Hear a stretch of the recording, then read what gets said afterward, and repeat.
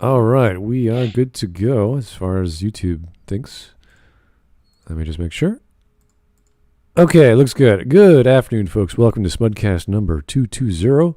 We're doing a Marxist analysis of Rick and Morty, and I honestly am not too sure what to say about the video. It's produced well, it's edited well, it's clear, it makes some good points here and there, but he seems to negate or go back on ideas that you would not understand someone of this mentality would say.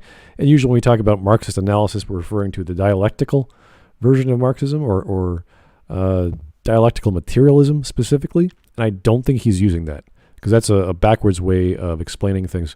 So I'm not sure what this is. Obviously, they're a fan of the show, of Rick and Morty.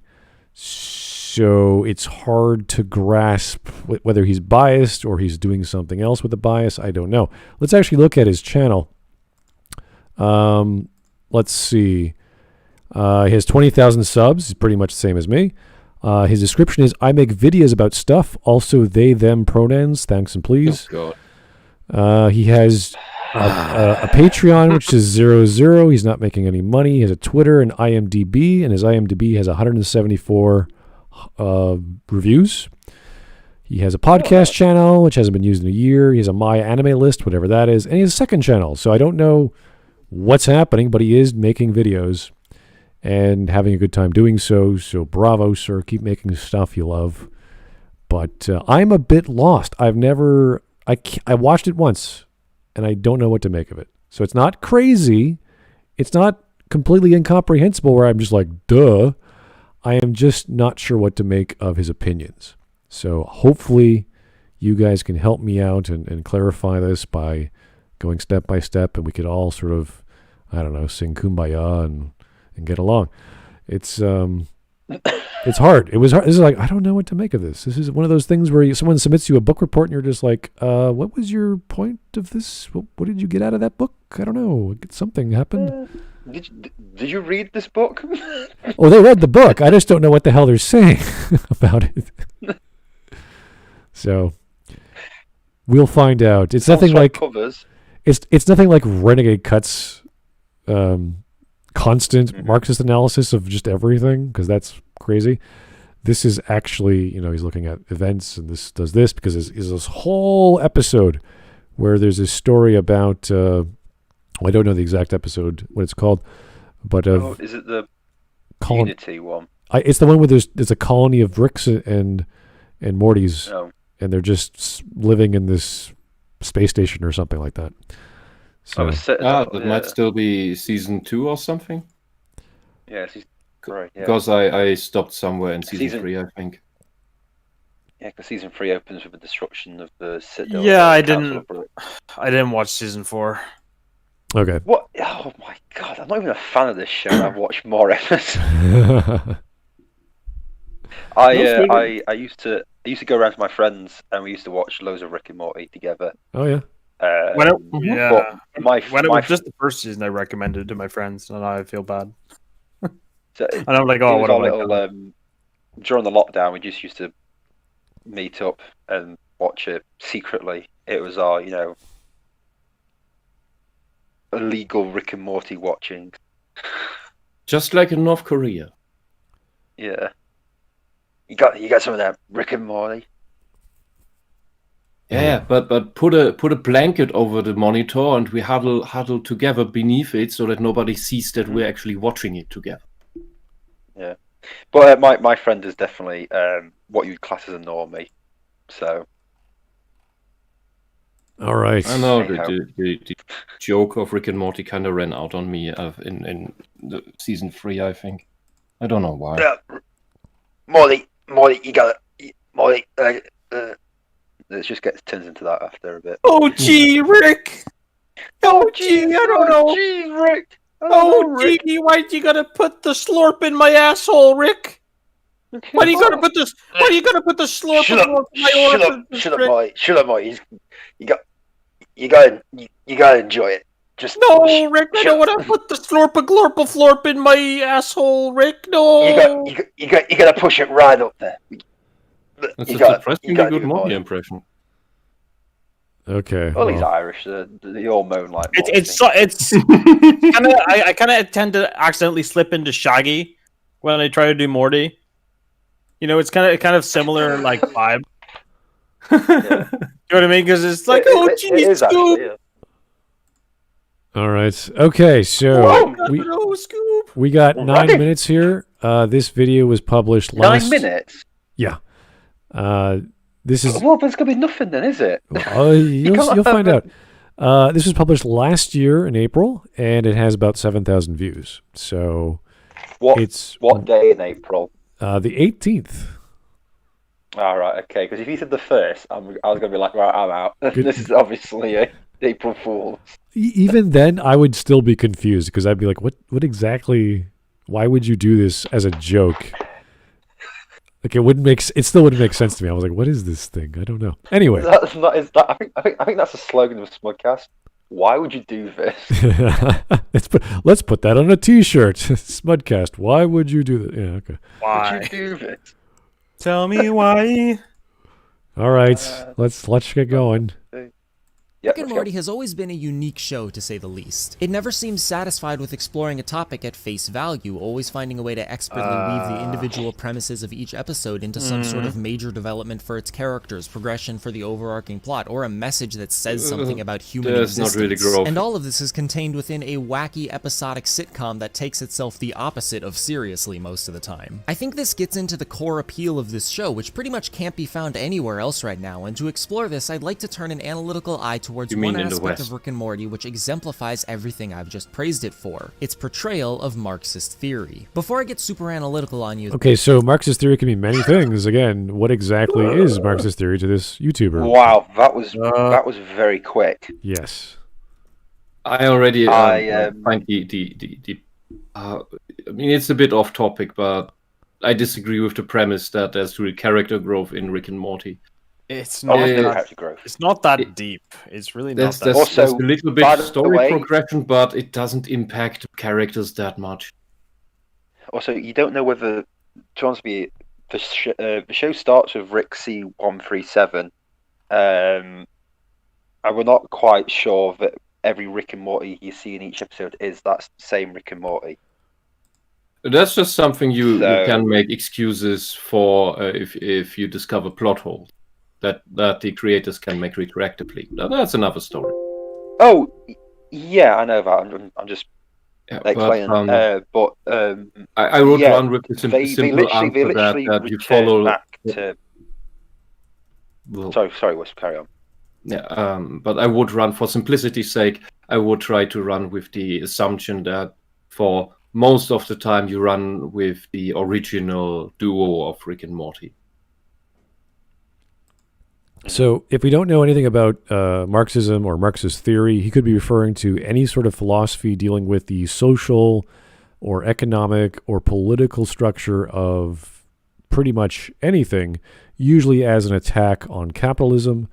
And if you're talking about more of the philosophical element, then you're talking about, as I said before, dialectical materialism, which is more of a inversion of Hegelian dialectic, which is pretty much how we do everything, with coming up with a synthesis to an essay or any sort of problem solving. Well, yeah, I mean, I think Marx is pretty much just defined by his materialism, and he thinks the material conditions of people and of the different classes of people are the most important things, and that differences, inequality in material conditions is what is the most important things in terms of defining classes of people, is which people have the stuff and which people don't have the stuff, and what people are being exploited, and that goes into whole labor theory of value. But the labor theory of value is still also materialistic. It's still based on and none of that is anything that Rick cares about. Rick is a complete individualist. He doesn't want to be tied down by anything. Yeah, doesn't want to be responsible for anything except sometimes his family. And he's not really he doesn't really care about, I mean, other people in general. He doesn't really care. He doesn't seem to care very much about anyone, really. I mean, I suppose kind of he cares about Morty, but he also kind of doesn't. Like he kind of like it would be happy enough with a replacement Morty a lot of the time. He's like, well, No, it's just he another. He gets a bit better in the later series, but yeah. still, Yeah, so in the beginning, But overall, in the beginning, he seems completely. It doesn't matter it doesn't seem to matter to him from which pretty much dimension destroys his family members are, and only later on grows some attachment. Because after episode 6 in the first series, it's not even his original family that they're living with. Because the Cronenberg episode? The Cronenberg episode, right. So he pretty much wipes out everyone in that everyone on that planet, everyone on that version of planet Earth gets pretty much turned into. But he doesn't seem to have much of an opinion. All that's left there is his original Morty, and the family's left behind. The original Morty comes with him, but the family's left behind because later on in series 2, I think it is, they go back to that one and they see that Jerry, Beth, and Summer have all survived and are like living caveman like. Yeah, it turned into Mad Max. Yeah. Okay, let's keep on going. Here is 360, who actually gave me $3.60 American. Thank you for the super chat. Very obscure number. I don't know what the initial inspiration was. What does he mean by this? What's going on? What the numbers? What do they mean? The Smudcast, we do what we must because we can. Oh, well, I guess that's true. Mm-hmm. Sadly. Mm-hmm. Anyway. What we French? Oui, hon, baguette. Je ne suis pas une petite croissant. All right, let's go. Though I'd like to give a brief overview of what Rick and Morty is for the uninitiated. This series primarily follows Rick Sanchez, an insane scientist who just happens to be canonically the smartest being in all conceivable universes who is capable of just about anything you could imagine. Creating spaceships, making clones of himself, and interdimensional travel are all commonly used tools in his toolkit. Joining him on his adventures, willingly or otherwise, is his grandson Morty Smith, a pretty dumb teenage boy who is obsessed with his crush and is most famous for making this noise. I never noticed the family name. When Rick isn't doing crazy sci-fi stuff with Morty, he is usually off with one of the other members of the Smith family, but they aren't that important to the conceit of this video. Episodes frequently follow an A-B plot structure, one of which being whatever insane situation Rick and someone else get into, from trying to smuggle space drugs through a space airport to getting trapped on a planet that practices the purge, to visiting an entire citadel of Ricks and Mortys from different realities, and the other plot following whoever gets left at home. So now that you have become antiquated with this show, allow me to exposit my evidence and explanation for why I believe Rick and Morty demonstrates and explores the theory of Marxism while building off of it in order to... Wow! What? How do you get antiquated after being described what something is? That doesn't... What? I think he meant acquainted. Is that what acquainted. I hope exactly. he explains how he understands the theory of Marxism. There's 19 words on my screen right now. I don't know. Did you do that on purpose? There's a distinct difference between the word antiquated and acquaint. Yeah. Yes. I'm at 145. Are you further ahead? 145 here. I'm at 145. Okay. Yeah. I'm just. Why? I don't know where you saw the word antiquated. What he he said it. He said now that you're all antiquated with the series. Yeah. Okay. And it's like that's a bit weird. Yeah, I completely missed that. That doesn't make sense. Yeah, that's a bit weird. So I don't know if he was doing that on purpose, because he seems pretty articulate. He seems to have written a script. He can speak very quickly. I don't know. Is he making a joke? I mean, so far he said the premise of the video, then he said some more stuff, and then he just said the premise of the video again. Right. Mm-hmm. So he hasn't actually explained why at this point. It's just sort of... I'm just loving his real title of the video that's about to pop up on the screen. I want to know how many words he's going to fit into this screen. Didn't you say before this was a school project? Yes, I believe so. Yeah. But I want to see maybe he how many doesn't know words his he can words. fit on that screen. Rick and Morty demonstrates and explores the theory of Marxism while building on top of it in order to what? What? Mucho texto. Yeah. Los muchos textos. We're at 19 words in that sentence already. All right, let's go. To send its own nihilistic and depressive message about society and human nature itself. Oof, that's a lot to unpack. First things first, how Rick and Morty demonstrates Marxism. Marxism at its core is essentially the idea that any society can be divided into two types of people: the bourgeoisie, who are the people with power, wealth, essentially the upper class, and the proletariat, people who have none of these things and who are in some way, shape, or form oppressed by the bourgeoisie in order to keep them in their societal place. So, Which is very the bourgeoisie aren't just rich people per se. Like so if you're just rich but you aren't employing anyone and you aren't sort of in charge of something that is used to make things that are like worth, that have some value or whatever, then you're just kind of sort of sitting there being rich. But if you're like in charge of like a factory or something, because it was basically in the context of industrialization, and so it is in the context of society becoming industrial. So it's a little bit more nuanced than just people who are rich. He's specifically talking about a power structure between, I guess, the capitalists and the worker class or whatever. But as I said before, Marxism is a very broad term for many things, and that's not quite how you would start saying what Marxism is, because there's so many other elements, there's so many other interpretations, there's Stalinism versions of Marxism and Trotskyism and etc. So it's kind of hard to just say, oh yeah, no, there's a power struggle between two opposing forces. Like, that's not... So, thought experiment here. It sounds like it sounds like rather like it's between the working and the non-working rich. But if it's mainly the joke of history that this is the very society that Marxist-inspired authoritarians always built. Well, I think just thought experiment here is a woman who makes $100K a month on OnlyFans a capitalist? Are they bourgeoisie, or is that the bourgeois, or are they just, because technically they aren't?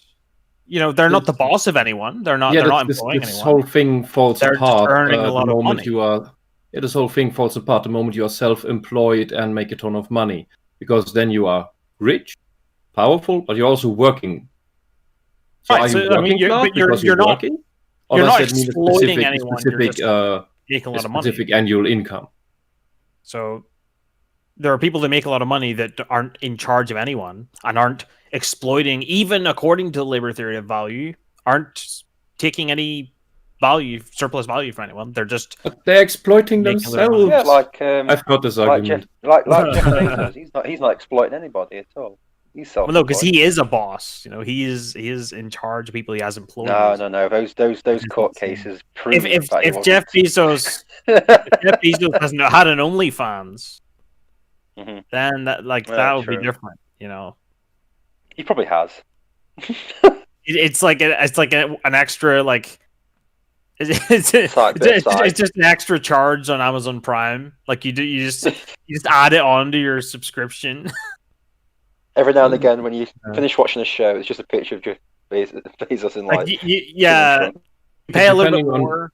Depending on who's making the argument and for what reason, it's either just the powerful or the rich or a mix thereof, and it keeps on changing depending on what the one who's arguing for any sort of Marxism needs, or to win a certain argument, or to argue against a certain group. And the next day, that very definition will have changed. And this is why it's just also annoying. Yeah, but I do think Marx himself was pretty specific. I think his actual writings were pretty specific. Right. That's why you have these interpretations. Marx was but this is also because most... Don't forget that. Let me make an assumption. I estimate that 99% of all Marxists and anyone adjacent into that who's promoting any sorts of this politics, these policies, has never read Marx, just as most Christians haven't read the Bible. Yeah, probably. None of these people know what they're talking about, much less than I. And the people who've actually lived Which through doesn't mean it, that I know anything, that I know what I'm talking about here. It's just that these people know even less. and the people who are still alive that have lived through it got the hell out of there as fast as they could. So there are reasons why Europe has learned its lesson. I'm No, sure it doesn't. It didn't. Well, I'm sure some of them haven't. I mean, we're talking about an entire Eastern Europe somewhat did, the rest didn't. Right. Absolutely didn't. I believe that the only way to be somewhat inoculated against socialism, communism, is to have lived through a few decades of it, as a nation, as a whole. Because in Germany it was only half, and well, look what's coming back. Okay. Yeah. So let's try and salvage whatever he's trying to say here about this definition and how Rick and Morty is. Which episode? Maybe he'll show us. I don't know, but he can't just say in general, so he has to be specific.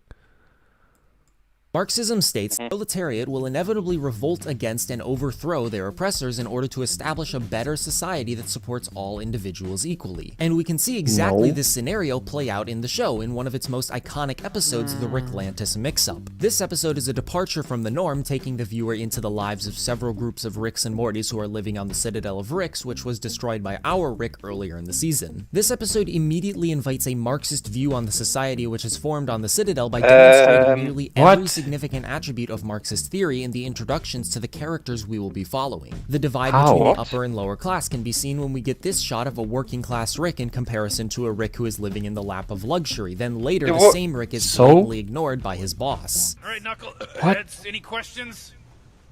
All right then, back to work, you gold Rickers. Yep. That has nothing to do The with ideology that. of the society that defends the conceit that Ricks are superior to Mortys can be seen when we see attack. Oh, wait, slow down. Okay. So first he's saying that there are two classes of Ricks, those in charge and those who are working. And then there's another class of Mortys who are just inferior. Even below. We're that. already Yeah, exactly below what that, he yeah. said. Tenuously connected to Marxism at this point. We've already Yes. the connection is already really stressed at this point. Yeah. You have to realize that Also, Ricks are there's- sociopaths. No Rick cares about another Rick. Yeah. They especially don't care about a random Morty. All the Ricks of the Citadel, all what they did was to come to the mutual conclusion. Can you say that? That it is more profitable for all Ricks to work together as a society, because otherwise they would just all annihilate each other. So they have a higher survivability if they just live in peace with each other. Even if that means that some have shittier lives than others, because those who have shittier lives here would otherwise just be dead. Yeah, it's also safety from the Federation or whatever it is, those insect creatures, because they don't like Rick. the greater threat that doesn't want Ricks to exist. Yeah, but this isn't a Marxist society. There's clearly food there for people to eat, so They're not starving. This is true. Yeah. yeah, they're not starving to death. So no, but Yeah, Well, no, anything. he's not saying that society not is even- Marxist. He's saying so it's showing Marxist critiques of capitalism. So But that's so- not what he's saying. That's any critique of capitalism. It's not just Marxist. Because there's rich people and there's poor people. well, no, Yeah. because It's rather no. It's rather that there are people, some of them have more, some have less relative to each other. That says nothing about rich and poor. Yeah, but all these Ricks are equal. Well, no, but he's saying that the proletariat will always try to go against the bourgeois and take them over, so there's a more just society. We don't. So it's like, okay, We great, don't. that's going to happen in the story, I guess. And it's like, all No, right. it doesn't. the Marxist idea of oppression isn't anything to do with any objective measure. It's all relative. It's relative poverty. It's the fact that it's not. So even if they're not starving, even the proletariat aren't starving, and even if they have healthcare, and even if they have a reasonable standard of living, it doesn't matter. They're still being like the Marxist still sees them as exploited inherently, because they just see the employer-employee relationship as inherently exploitative. So it doesn't matter if all of their material needs are met. They just see the fact that it's unequal as that's the bad thing in and of itself. Even if their material conditions were objectively pretty okay, like fine, like so that's the sort of weirdness of the position. People arguing for Marxism, or rather criticizing capitalism, they are never satisfied until you have the exact same numbers on your account. That's basically it. But boy. The thing is, though, literally, this society is completely equal in regards to Ricks. Every Rick is exactly the same. They're all the same person, just different versions they all of have the same person. Well, they all have minuscule differences. Well, they have different jobs, and it's like, why does he get to be the boss? But it's just down to. I don't know. It's just how they're not exactly the same people. They have differences. Yeah, there's minor differences. They all also have differences in competence. But they're not clones. I know they're not clones, but they're literally just the same person, but in different universes. Yeah, but there are also a few exceptions who are really dumb bricks. Yeah, those do exist. But when it comes down to being like an equal society, it's just showing that even when everyone's you're pretty much talking to the same person, and you're still going to think you're higher than someone else. Yeah, of course. That's why they're all as you as an individual. Yeah, that's why no Rick cares about another Rick, because that is the core of a Rick.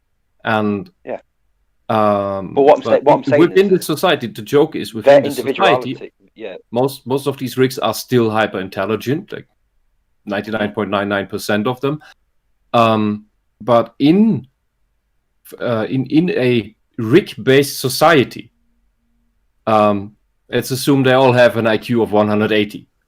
Ricks with IQs of 150 will be considered as mentally deficient. Right, so it's like relative. Mm-hmm. So in a society full of Ricks, someone who maybe they would be, top 0.1 percentile or whatever of the population on a normal. But what I'm saying is, it's their individuality that makes them get higher up. As I'm saying, it's nothing to do with how. But it's also the guy who was just at who was at the conveyor belt. That's a 150 IQ Rick. He's not competent enough to be better. No, but he's not though. He is competent enough. The episode shows you that he's competent enough. I mean, it's a matter of degree. Like it's when he's actually incredibly smart. When everyone's all other Ricks. When everyone's that smart, someone who's only when everyone's extremely smart, like the person who's only very, very smart, it doesn't seem as smart, that kind of thing. So it's what I mean. But it's just what I'm saying is, in this episode itself, it shows that it's very easy to get message coming in up and above. It's just the fact that it's there's other things at play.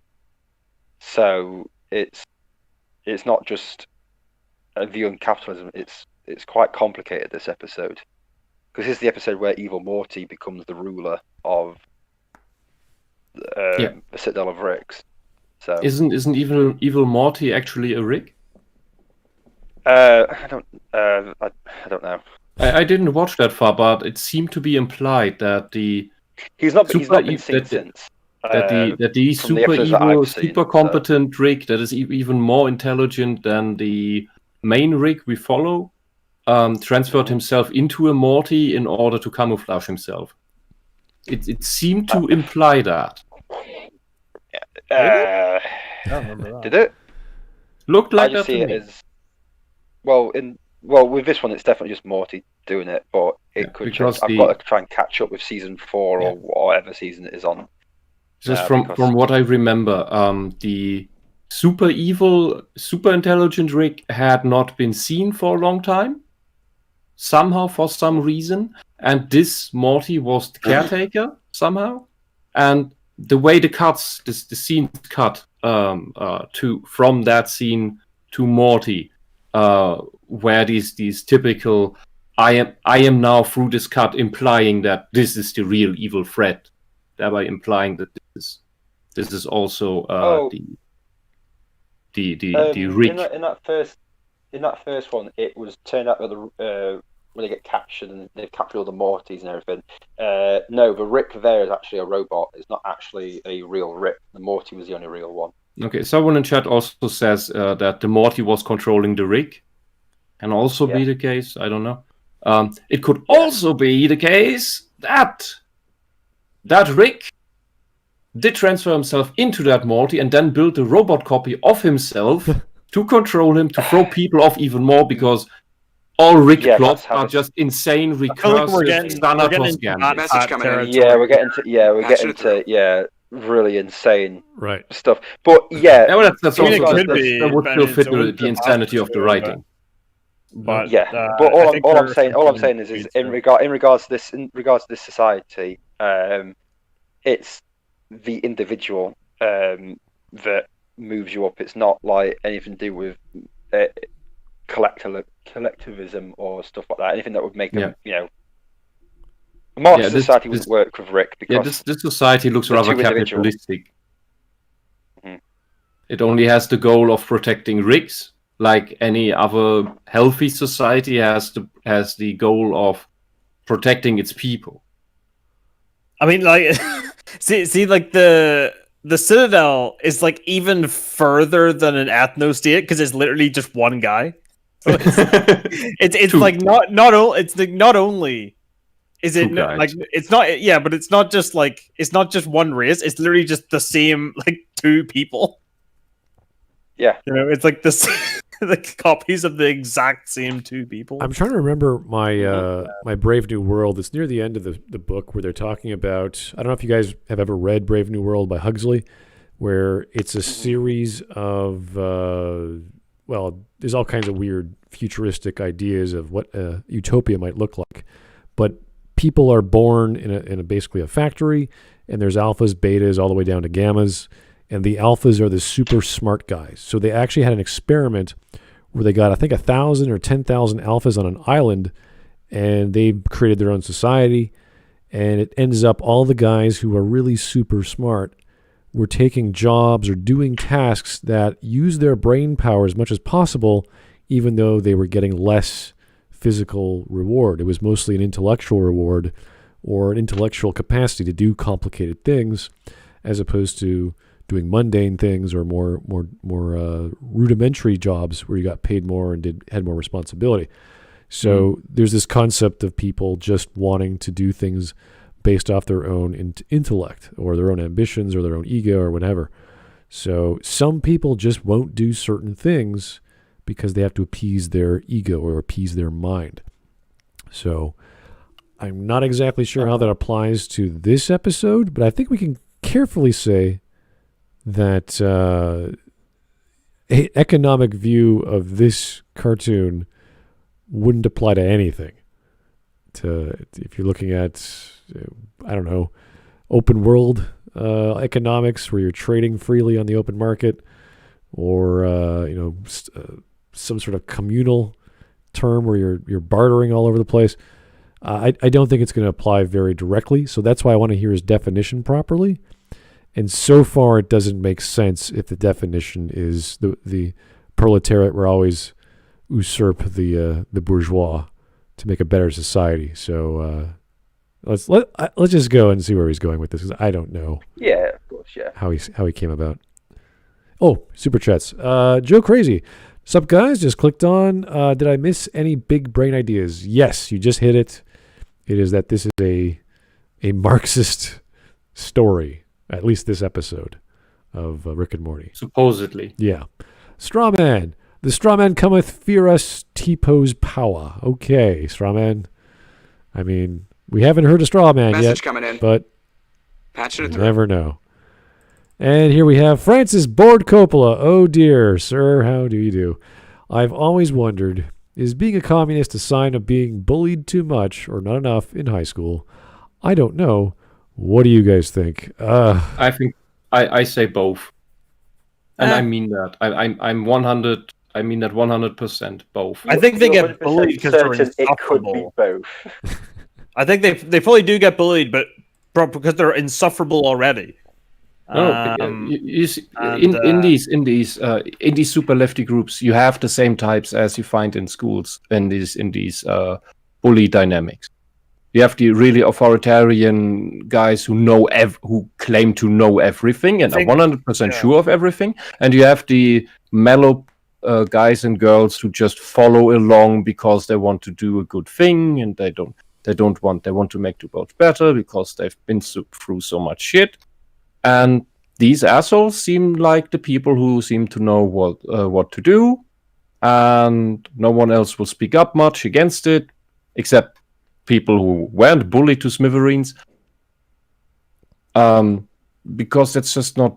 They don't want to have more stress. They just want to make the world better. I think they're just neurotic.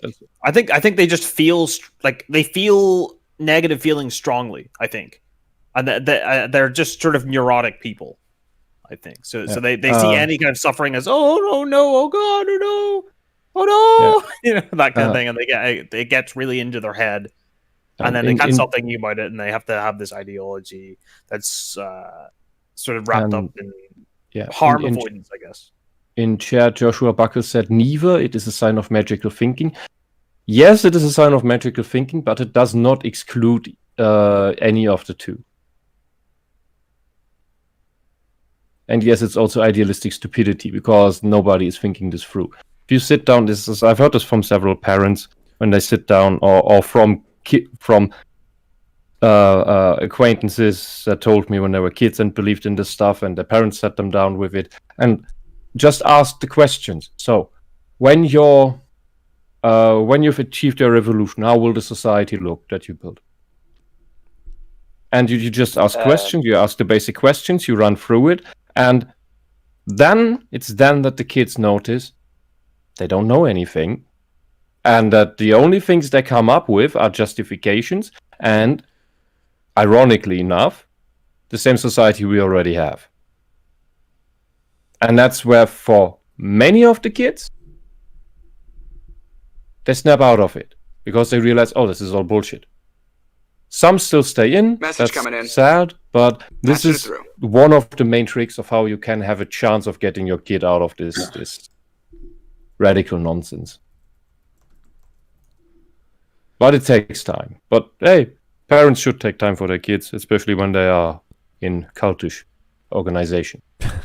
All right, here's Francis Board Coppola again. Thank you, sir, for the $4.99. I just argued with a knob on Twitter, and that's every time you're on Twitter, that's what happens, who said Holodomor, was justified because the Ukrainians were all Nazis? What? Are you insane? Are you insane? No! Is this dude, wow. No! Is this backwards day? Like, what happened? Who's arguing that? What the Not only is that nonsense, I've same argument, the Nazis, you can make the same argument for the Nazis against the Jews. It's the exact same school of thought, the exact same reasoning. And this is why I keep saying all socialism leads to fascism, because it looks the same. It's a simplified. I know that, but it pushes pushes people on the nose is not the right phrase. I'm probably just translating from German. I'm sorry. Yeah.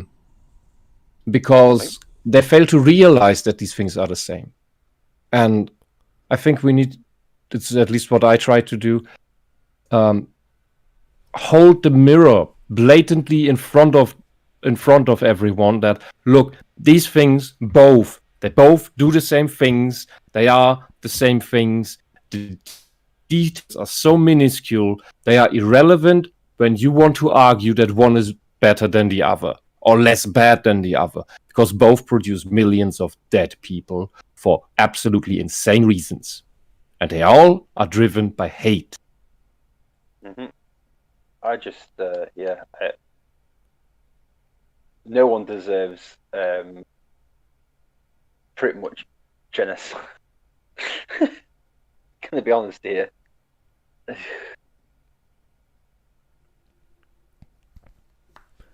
That's unbelievable, but some would argue that. Yeah, I'm actually part. Oh, I can believe that. I'm actually part Ukrainian, and that's just like, okay, guys, you got to be careful when you start talking about the occupation of Soviet Ukraine with the Nazis and the Germans. And they were first seen as sort of freedom loving. Oh, they're freeing us from the Soviets, and then oh no, they're not. Mm-hmm. We're just changing one oppression for another. The Poles went through the same surprise. Yeah. Message coming in. Mm-hmm. So patching it through. Not a pretty picture. The Poles got it twice over. Yeah. Anyway, that is old history, and just don't even bother with people like that. That's just state the facts, give them some Google searches, and call it a day.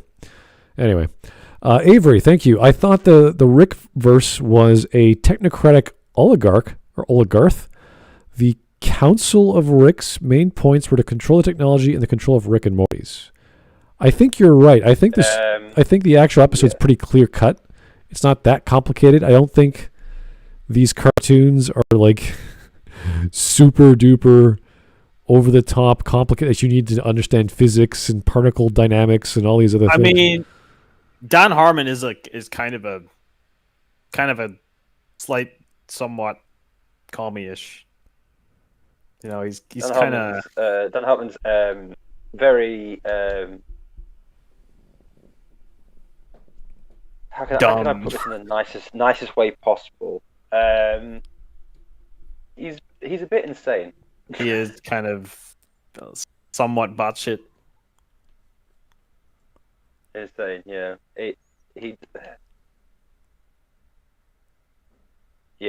He has some very wild takes. But even then, I don't think you can equate an oligarchy, specifically a technocratic one, to Marxist theory. It's just like you could, once you say we have communism or socialism, the end result could be many things, and you could fantasize about that any way you like. Oh yeah, it naturally occurs that we'll have a technocratic oligarchy or whatever. It's like, I guess, but let's actually look at the narrative and watch the episode and evaluate it for what it is, not try to categorize it because you got a school report to do or something. I don't know.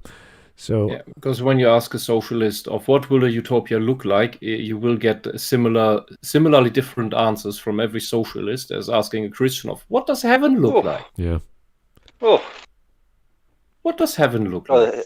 If I had $1 every time I asked a person what their what does socialism look like, and they got a different answer, I wouldn't have to be doing anything really. I'd be made. I'd be living on some tropical island somewhere. Yeah, I've heard everything from it like Stalin wasn't real communism to it was and it was good and actually it wasn't even bad. You know, it's like so. I've heard like the full range of like literally just like not even trying to like apologize for it, and in terms of trying to go. Explain how it wasn't communism. Just going, no, it was, and all of those killings were justified, and I'd fucking do it again. They're no different than Chairman Mao. 70 million people died in the Great Leap Forward in China under Chairman Mao. And the one thing he said, though, that's correct. The United Kingdom may have to improve as a country, may have to accept those types of sacrifices. I mean, Mao did say one thing. That was said by Diane Abbott on the BBC just before the last year election, and she could have been our Home Secretary. Right. She thought the woman who can't even put her shoes on right. The United Kingdom might have to accept 70 million casualties to move forward. but there is one thing. There's only 68 million of us in the damn country. Yeah, There's always attributed okay. It's always okay if the socialists sacrifice anyone, but if we want to reinforce our borders to not have more murderers and rapists here, that's bad. Yeah. But the one thing Mao said that was correct is that all authority comes out of the Bitches barrel be of a crazy. gun. You know, the idea that at the end of the day, authority, like you have to enforce it at some point. Mm-hmm. At some point, you have to just go, no, fuck you, do what I tell you to, sort of thing, or I'll fucking shoot you. And you can have all of this sort of like, well, we're just gonna have a mutual decision, and we're just gonna have this mutually peaceful, like, okay, but at some point, it's just force. It's just like at some point, even in a democracy, at some point you just got to go, okay, if you don't want to do it, well, tough. You know, we've got all the people with the guns, and we're just going to say, at some point, we're going to fucking shoot you, right? And even where we say, oh, well, we don't have the death penalty, but at the end of the day, if you keep resisting long enough, at some point, the government will just shoot you, and that's just any government. That's not like just an oppressive government. And personally, I have no problem with that. I don't care. You know, I'm just like, yeah, fair enough. What? Fair enough. Violence is you know, it's necessary. There's a time and a place for violence. I am not an anarchist. You know, I'm not a Quaker. I don't go that far. But the point is under the line that there is effectively no difference in how they think and conduct themselves between these socialists and Holocaust deniers. It's the same thought, it's the same justifications, and they either say it didn't happen and the facts are all lies of history written by the winners, or they say, but it was justified. And sometimes they even say both things. It was justified, that it was all right. It didn't happen, but it should have. And yeah, I've heard that too. Yeah. It's the exact same school of thought. It's just about different things. That's all. These people are the same. The red shirts and the brown shirts are the fucking same. And they kept gaslighting the Western nations for, what is it now, 100 years almost? That there's a difference. There's a huge difference between the national and the international socialists. But there isn't. They even made us believe that the National Socialists were right-wing because they're nationalists and they're racist. Yeah, what the fuck? Look at the fucking red socialists. Racists to the core. And nationalists? The USSR look pretty nationalist. China looks pretty nationalist. North Korea looks pretty nationalist. And culture on top with their giant paintings that they parade around. They had it's the dangest reforms. You don't understand. I don't give a shit. It's fucking also, and even assuming it ever comes to this world socialism, we see it already with the EU. They tell every nation that you don't have a culture, you shouldn't be nationalistic, and at the same time they prop up. You should think of yourself as an EU citizen. Here, have an anthem. Here, you should pay European taxes. You should be proud to be a European. While at the same time telling us that nationalism is bad. It's absolutely insane. And when they have achieved their world socialism, they will do the same thing. Also, there is no non-nationalistic socialism. It just gaslights you to believe that we are not the National Socialists. We are the other socialists that happen to do nationalistic things because we need to do that to achieve our goals. It's like Antifa doing fascist strategy. It's like the anti-racist doing the most racist shit. And it's just all the same, all the time. It's gaslighting from the very start. Sorry, I'm done. All right, let's keep on going. Ignore a Morty just to pick up a Rick, and when the Ricks giving the news make fun of the only Morty party who is running for president of the Citadel. Ideological state apparatuses, which are institutions that train the citizens of a society to think... Wait. Where is he getting these ideas from? Ideological state apparatuses? Well, it is at least honest. Okay.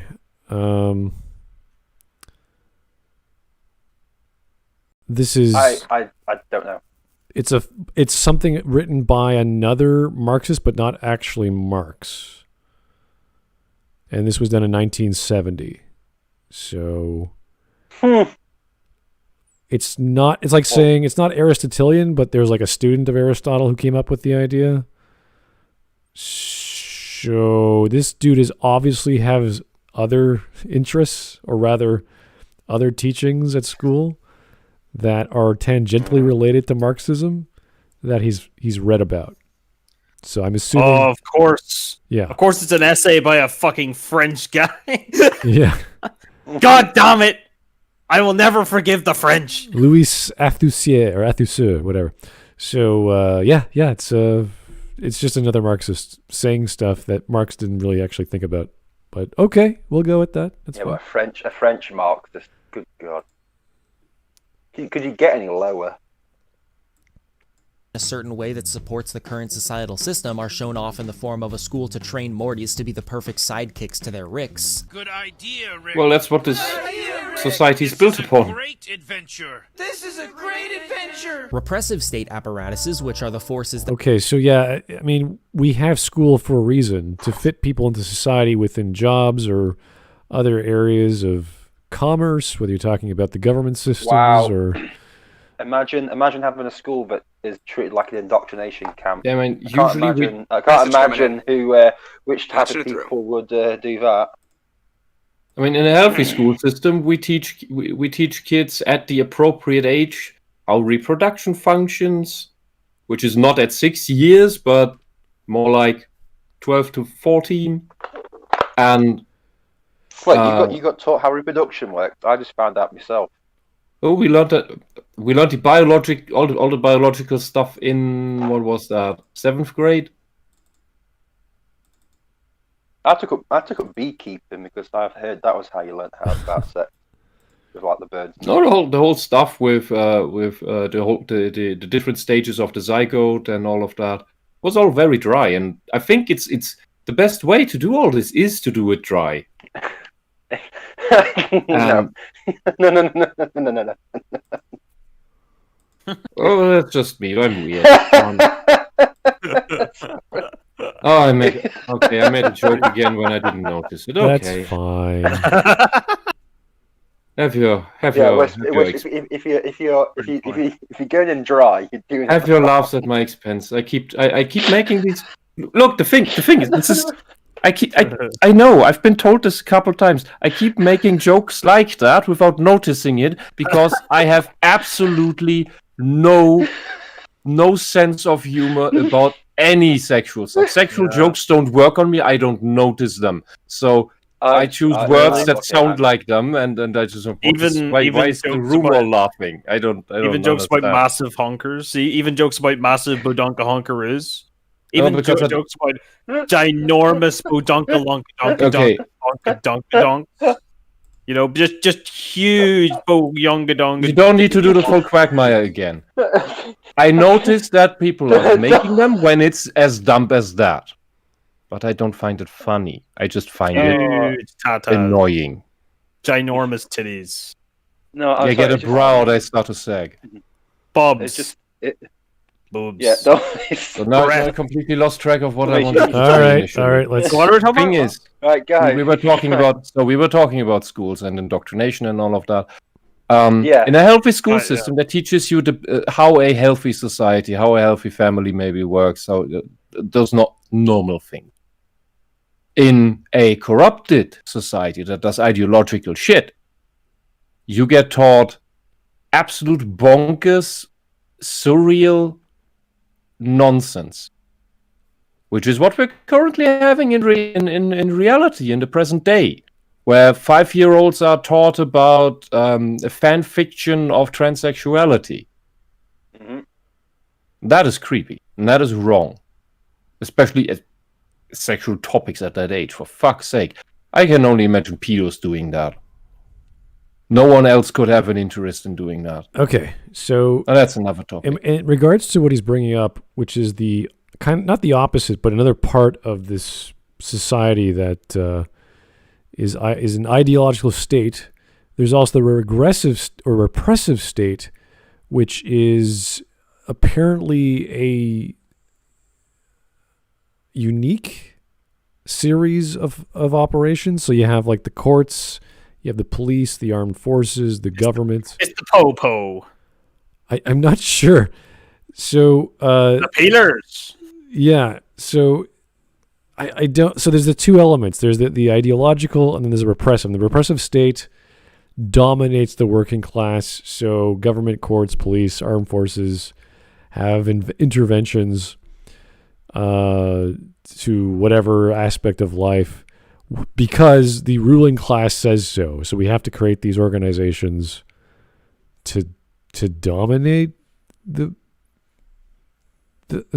working class. I don't know. Help! I'm being repressed. I'm being repressed. I can't fucking break this Starbucks. I can't fucking throw a chair through this Starbucks window. I'm being repressed. Help. Are you oppressed or repressed? I'm just Well, in Monty Python, the quote is repressed. repressed. Yeah. I didn't vote for you. I didn't vote for you. Yeah, so I don't know. Just cause some watery tart lobs a sword, it Yeah. doesn't give you the right. Yeah, so I don't know exactly how this definition works because the further definition continues that there is other other categories or subcategories of the ISA, which is the ideological state apparatus. So you have religious ISA, educational, family ISA, legal ISA, which sounds just like the repressive RSA or the RSA. So I'm like, what the hell is he? What are the differences? If you're saying one is unity and one is diverse, you're like, what the hell is going on? So I don't know. I don't understand because you could say the courts are repressive, but they're also ideological because you have an ideal. The difference is that the ideological state apparatus uses a combination of gaslighting and manipulation, lies, and flexing. It's like I don't get the differences. I'm reading it right now, and I'm just like, what do you? They both have an opposite definition. They both have the same organizations, and they both are controlled by the ruling class. So what is the? I don't get it. Again, this is a very cursory glance at the wiki, and I don't think I'm ever going to look at it again. So I don't think it's relevant, but he has to give a really good definition of it here for us to wrap our brains around it. Anyway, let's get back. Francis Ford Coppola. Let's also not forget the USSR was super racist. Well, there's lots of examples of that throughout history, so we can't just say it's just the Soviets or it's just the other oppressive regimes. So Yeah. it's certainly part of it, but that's not indicative of them. We have to be nice to the other repressive regime. Oh yeah, we're nice about it. Yeah, Can't just you drink from over there, we drink. Yeah, it's okay. It's good. All right. That threat and punch for those who step out of their place in a society are clearly demonstrated in the scene of Rick's being trained to be cops and in the way that Cop Morty interacts with regular Mortys. That's dumb. Okay, first off, if they're trained to be cops, they're trained to be cops. It doesn't mean they're part of some regressive state apparatus or whatever. Sorry. Repressive, not regressive. There's Cop Morty going in dry there. And that This is a strange interpretation of the power dynamic that is found in Marxism, that they're trying to say, well, everything is a power dynamic. When you create these organizations and you break them down into repressive states and ideological states, they all serve the bourgeois. You're just like, what? Okay, but isn't that what society is? It's a set of laws that everyone follows? Yeah. How do you explain the IRS then? Because they take taxes from rich people. From everyone. everyone. Don't want to be taxed. Yeah. Unless how do you explain that? Unless the rich spend a heck of a lot of money or give away a heck of a lot of money to charity, and they could have a tax write-off which is equated to their profits, which is just how the system works.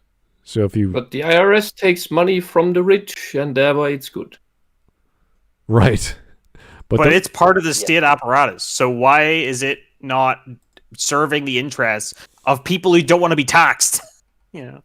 So you know what I mean? Like they don't want to be taxed, but the IRS just comes anyway. So it seems kind of odd. It seems kind of a conflict of interest with the idea that the state and the capitalists are just intertwined inextricably and are always aligned in their interests. It seems like that's not true. Yeah, so either way, I don't think we can say that just because we see a bunch of people being trained as police officers is not some form of repressive institution to stop crime, which is somehow hurting society. Crime is a social construct, man. What do you even mean by crime? What even is crime, man? When we have laws on the books, I guess that's part of it. Yeah, it was constructed after watching people get hurt and thinking a sense of justice should come in and say this is how we deal with issues like this. So crime is to question the policy of the Socialist Committee that has decreed that this is good. This is good behavior, this is bad behavior, you can't do bad behavior. If so, this will happen to you. Pretty simple stuff. So that's where we have all these wonderful, brilliant people in law and lawyers to interpret the law to figure out what actually happened. Is this person guilty? What was in their heart when they did certain things? It's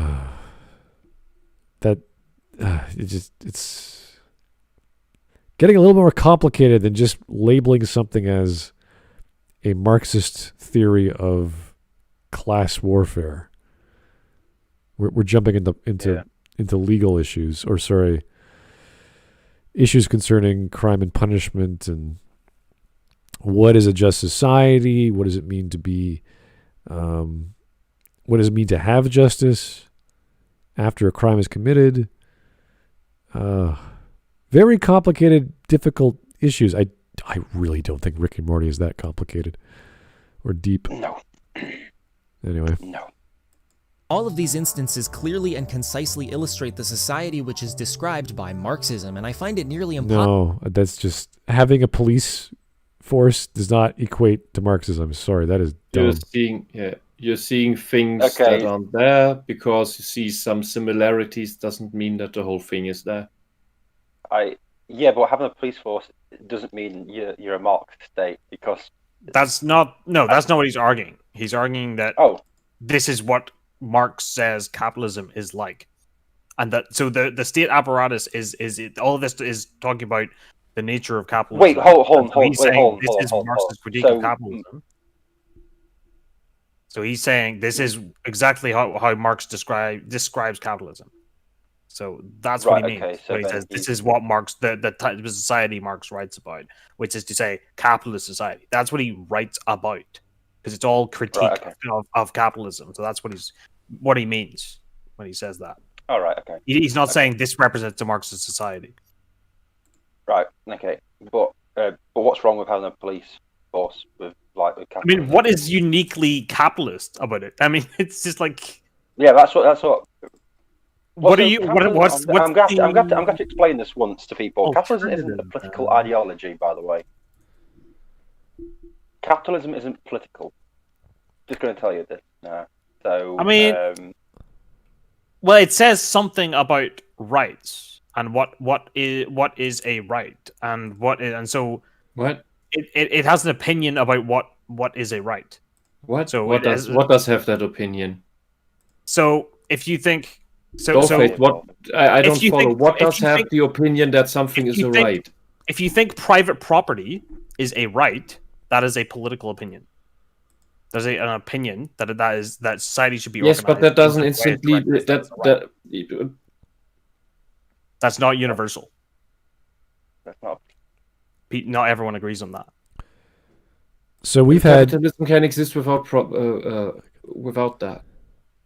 Yeah. When not everyone has that right. I'm just going back to what he said about police forces. I think we've had the police hundreds of years before we had the concept of Marxism. So, 18. Well, we're talking about like 30s, like any part of Europe. It could have been 36. could have been France. It could have been It's Britain, isn't it? With Robert Peel, I was who thinking created the police force, who created what we would class as the police force. right, but we're talking about like royal edicts back in the time of Louis XIV. What we would class as a modern day, police force. Modern day, yeah. Think of Right. it would be the Robert Peel in 1830 or 1840 something. I can't remember the exact date. So way before communism and all this stuff ever even came up. And that's not to say that you can't have a categorization that comes later after a thing is invented to explain it. That's fine.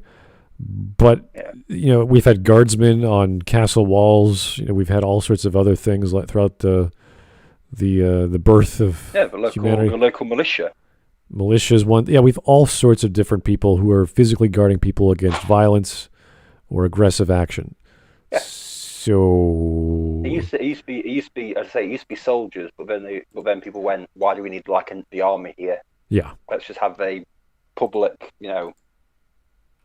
service.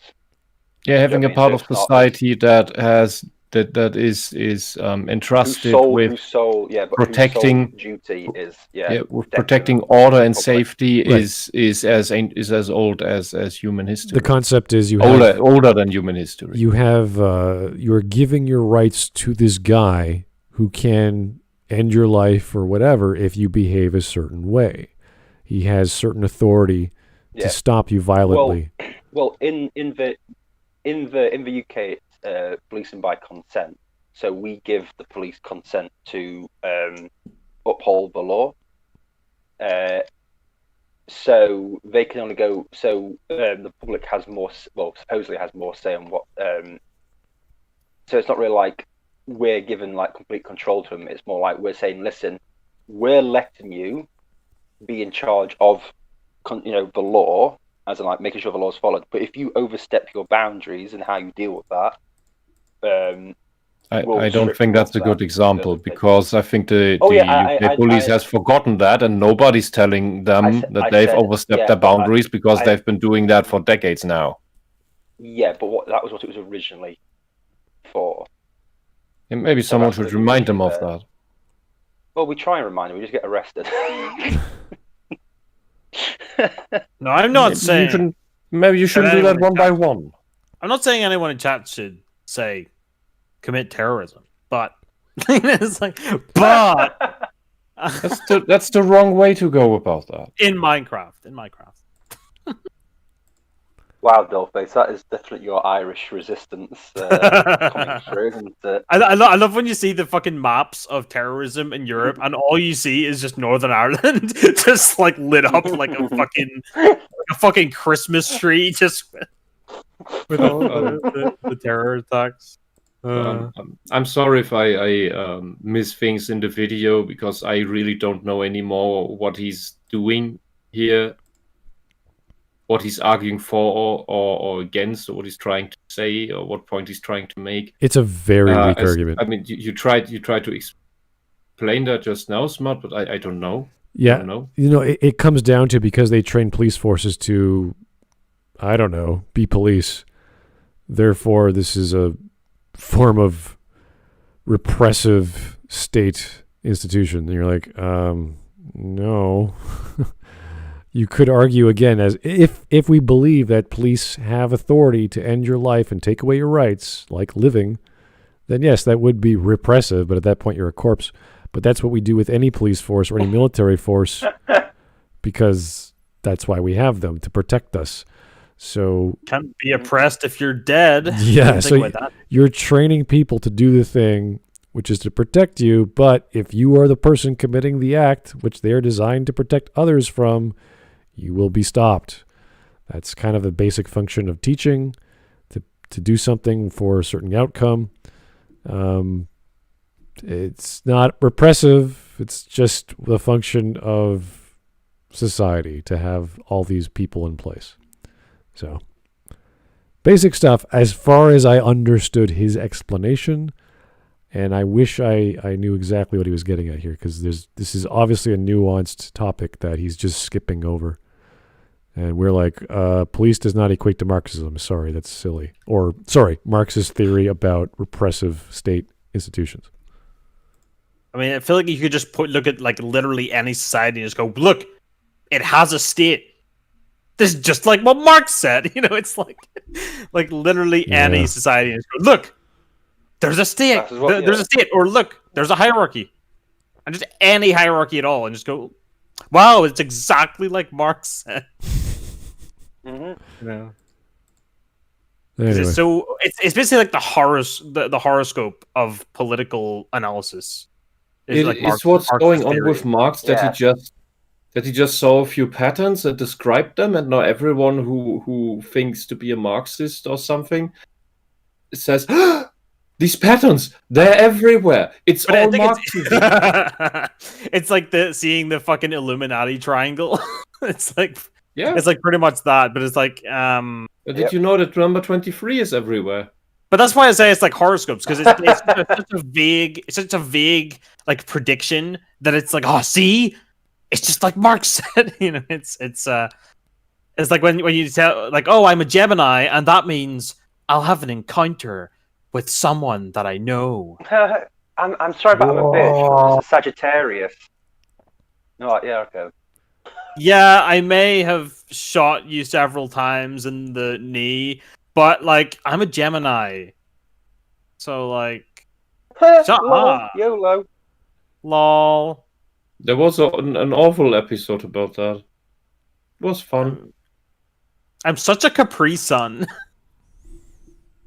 Oh boy, I'm gonna keep going before we keep rambling on. That's not healthy for anyone. Yeah. Possible to believers weren't aware of the message being sent by the depiction of life on the Citadel. So the creators knew that they had built this basis of a Marxist message. Oh my God, project harder, Basis buddy. of a Marxist message. You could just as much make the argument that this is a fascist society. Because police are Well, yeah, bad. I mean, it's extreme. It is basically an ethno state, but even more restricted in terms of who can be in it. So, Yeah. Is he self-aware? No, he's just a human. Just a human. A blunt. No. do you understand live? Do you? Dude, there are lots of people who are not self-aware. Yeah, that's true. There are lots of. I even believe that there are people who wouldn't pass a Turing test. Oh dear. You know, the Turing Well, tests keep are getting going. very good these days, so it is possible. But you know, If you think about that for too long, it really scares the shit out of you. Yeah, AIs can pass a Turing test at this point. Message coming in.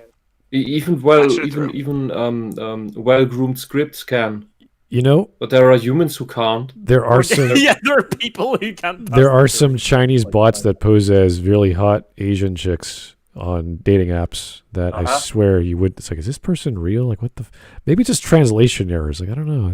I always get the Fed bots. You know, the Fed bots that are like, my fellow alt-writer. What? Did you watch that Ben Shapiro video, friend? What? I too like Well, Jordan you know, Peterson. That kind of thing. if the AI suggests that you want land whales, then the AI has, from several pattern analyses, deducted that you like land whales, so it suggests land whales to you. You just don't know that you want it. No, but you want it. Yeah. I Well, just know. pretend it's what you wanted, and then maybe you'll like it. I don't know.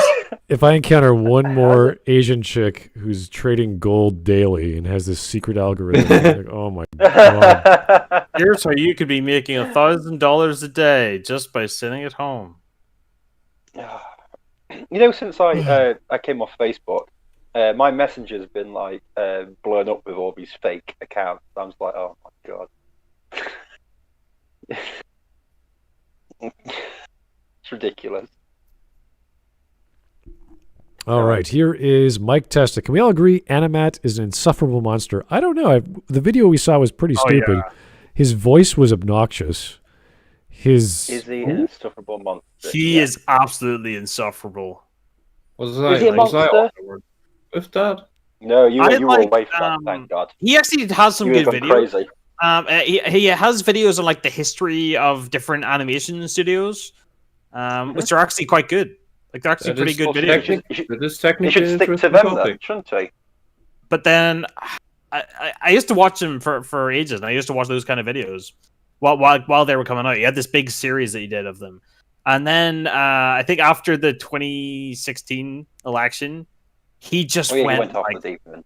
Ape shit. Like he went like so like there was no like well, you know, maybe this is the Democrats' fault for not, you know, appealing to the populace, or maybe there are, you know, maybe there are some legitimate reasons. Like, no, it was literally just no, they're evil. They're literally worse than Hitler. Did he just run out of animation studios to cover?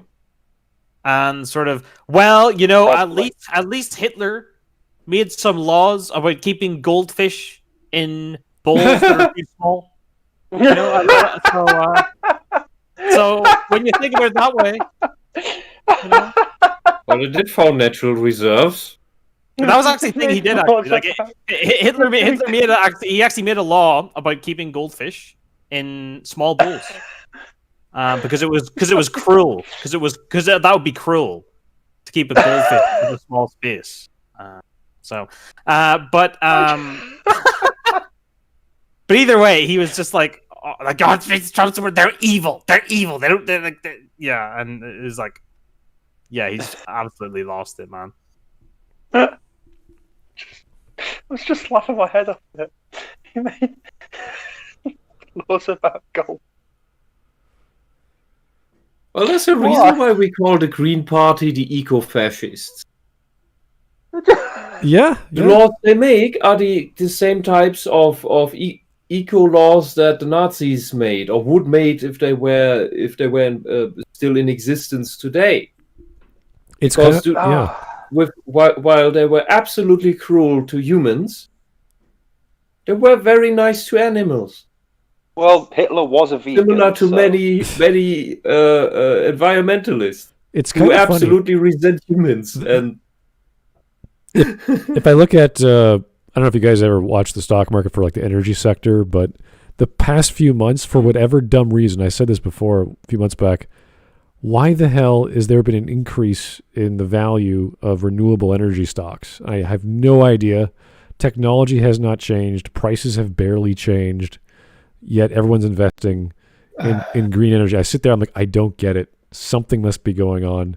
But I haven't found anything in the world, like in terms of governments. Like Germany stopped their programs. Yeah, Germany has not done anything with their green energy since... No. Wrong way to look at it. What Germany did was stop doing nuclear. We still have that, but we're not building anything new. This is the one thing that'll give France. Yeah. So their nuclear energy. Yeah. I was like, fair enough. 10 years ago, we've been exporting energy. Now we have to import. Yeah. It's retarded. And thing is that for decades, the Greens have pushed for Germany to get completely out of nuclear energy, which, considering the absolutely what is the English word, ruinous quality of our nuclear power plants, and how in Germany nuclear waste is being dealt with, is it makes you want to get out of nuclear energy, because this is so corrupt here. You wouldn't believe it. If you have to look up pictures of what's going on in German nuclear waste facilities.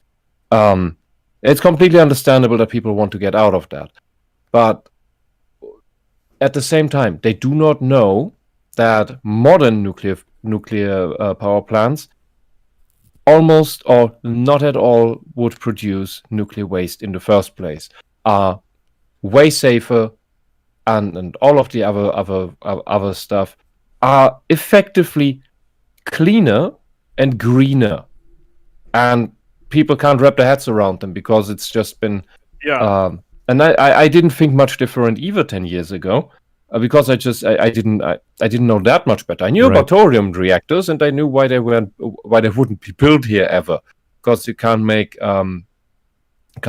weapons grade material with that, at least not at the same time that you make energy with it. At least that's what I remember. Thing is, nuclear is going down, coal is going down. They want to get away from gas imports, so all that can be built is wind and solar. So that it's understandable that the prices go up. Why does that happen? Because the Green Party, together with Merkel for some reason, has they're the ones who are the big corrupt factor in it. Like the old conservatives are always the big corrupt factor when it comes to construction in general. And it's gone to the point where you get wind parks and solar parks built in places where they make no sense.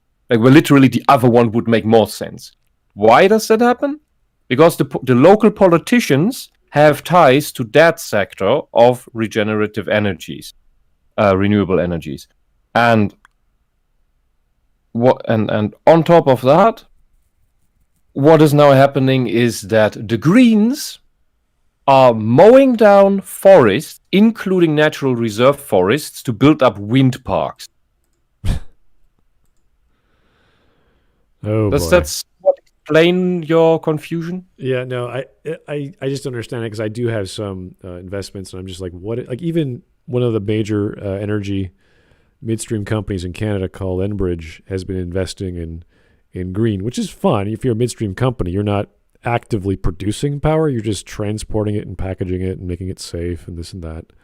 So if they're getting into the business of actually generating it, and if they're using whatever means, like, that's fine. Who cares? They're investing in other companies to produce it for them, and they just transport it. That's fine.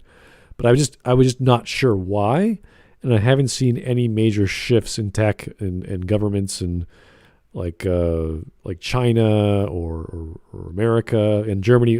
Everyone doesn't know the story of Germany. I think Wisp just sort of gave us a little bit of background on it.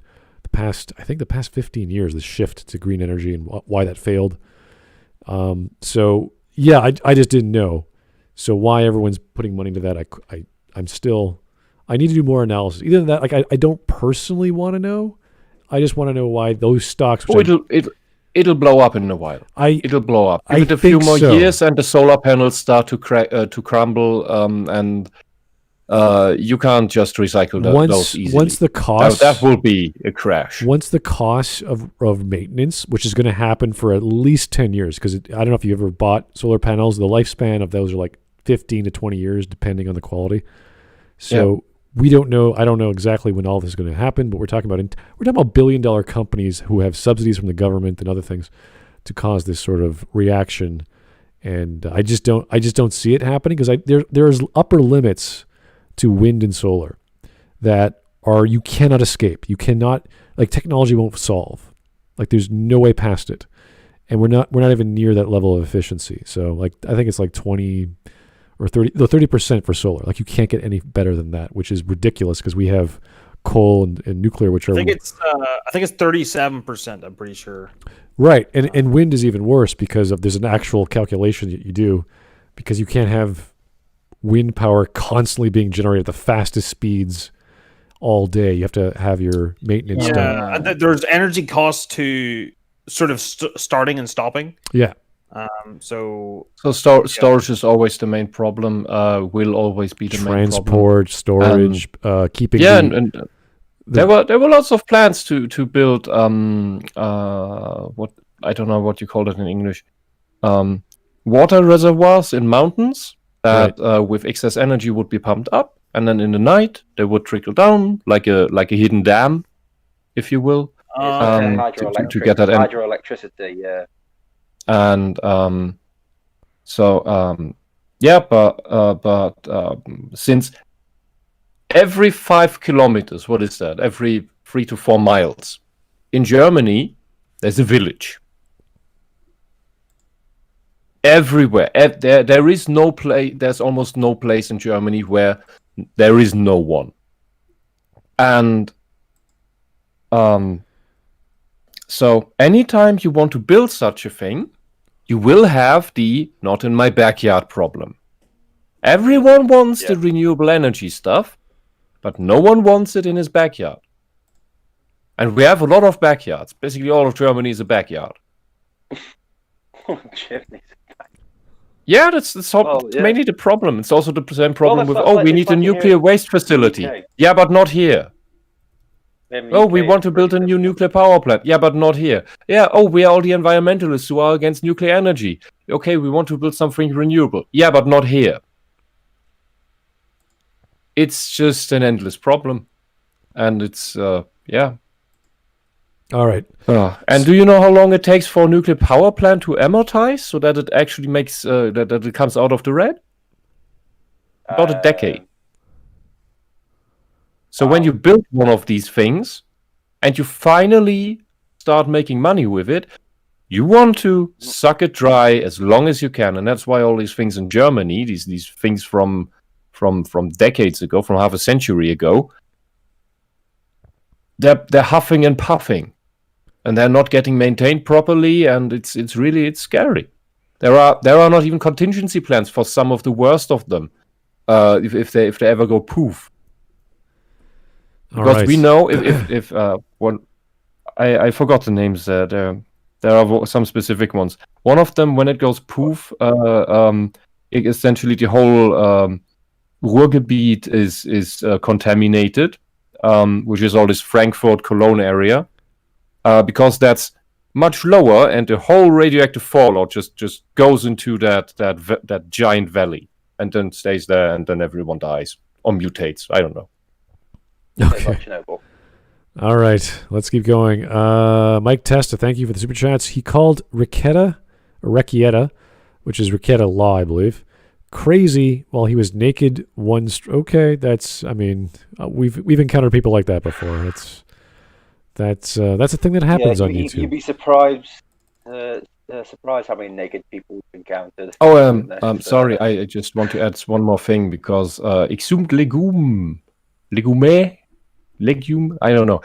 In the chat said that the biggest fallout of currently is from coal power plants, and that because of the small amounts of radioactive materials contained within coal get just blown into the wind with the smoke. That was true in the past. Today you can filter coal plants to, I think, even complete 100%. That they run without any fumes. That is a bit difficult and expensive. Yeah. And in Germany, we filter all of that shit out, most of it, let's say. And this is actually from the sludge from the coal power plants. This is the biggest source of radioactive material that we use for our nuclear power plants to fuel them. So we use our coal plants to fuel our nuclear plants. Mm-hmm. I think it's about 14 megatons. That was in 2010 or something. I'm not sure about the numbers anymore, but it blew me away when I read that. All right. Mike, well, not while naked, but you get the point. Okay, well, yeah, I hope he wasn't naked, but what's wrong? What's up with these people taking their shirt off during a stream? It's like, guys, we don't want to see you. Just do your stream. Have fun. I just think that's always some strand of and either that's just super juvenile, or it's a manifestation of narcissism in some form or another. Yeah. Oh, people can see me. Oh, attention. Oh, look at me. Yeah, well, definitely not part of my pleasant memories, but yeah, does happen once in a while. Okay. Please never watch Jackson with me. Keep going. We're almost halfway done. But what's even fascinating is what they did with that basis and how it actually deviates from the Marxist ideology. Marxism states that upon the uprising of the proletariat, a new system that supports all individuals equally will be established. Rick and Morty proposes the sentiment... Okay, I don't think that's going to happen every time. I really, really don't think. If you're talking about an uprising, a little bit of chaotic, a little bit of anarchy happening there. I don't think they're going to suddenly hire all the best lawyers to figure out the most efficient and balanced set of laws that they suddenly did not know. They just all these years of being oppressed, they had no sense of fixing these laws, but now they came to a critical mass, and they're just going to overthrow their capitalist bosses. Yeah, I'm just a bit like, no. What do you tend to not fix laws because it's just not enough.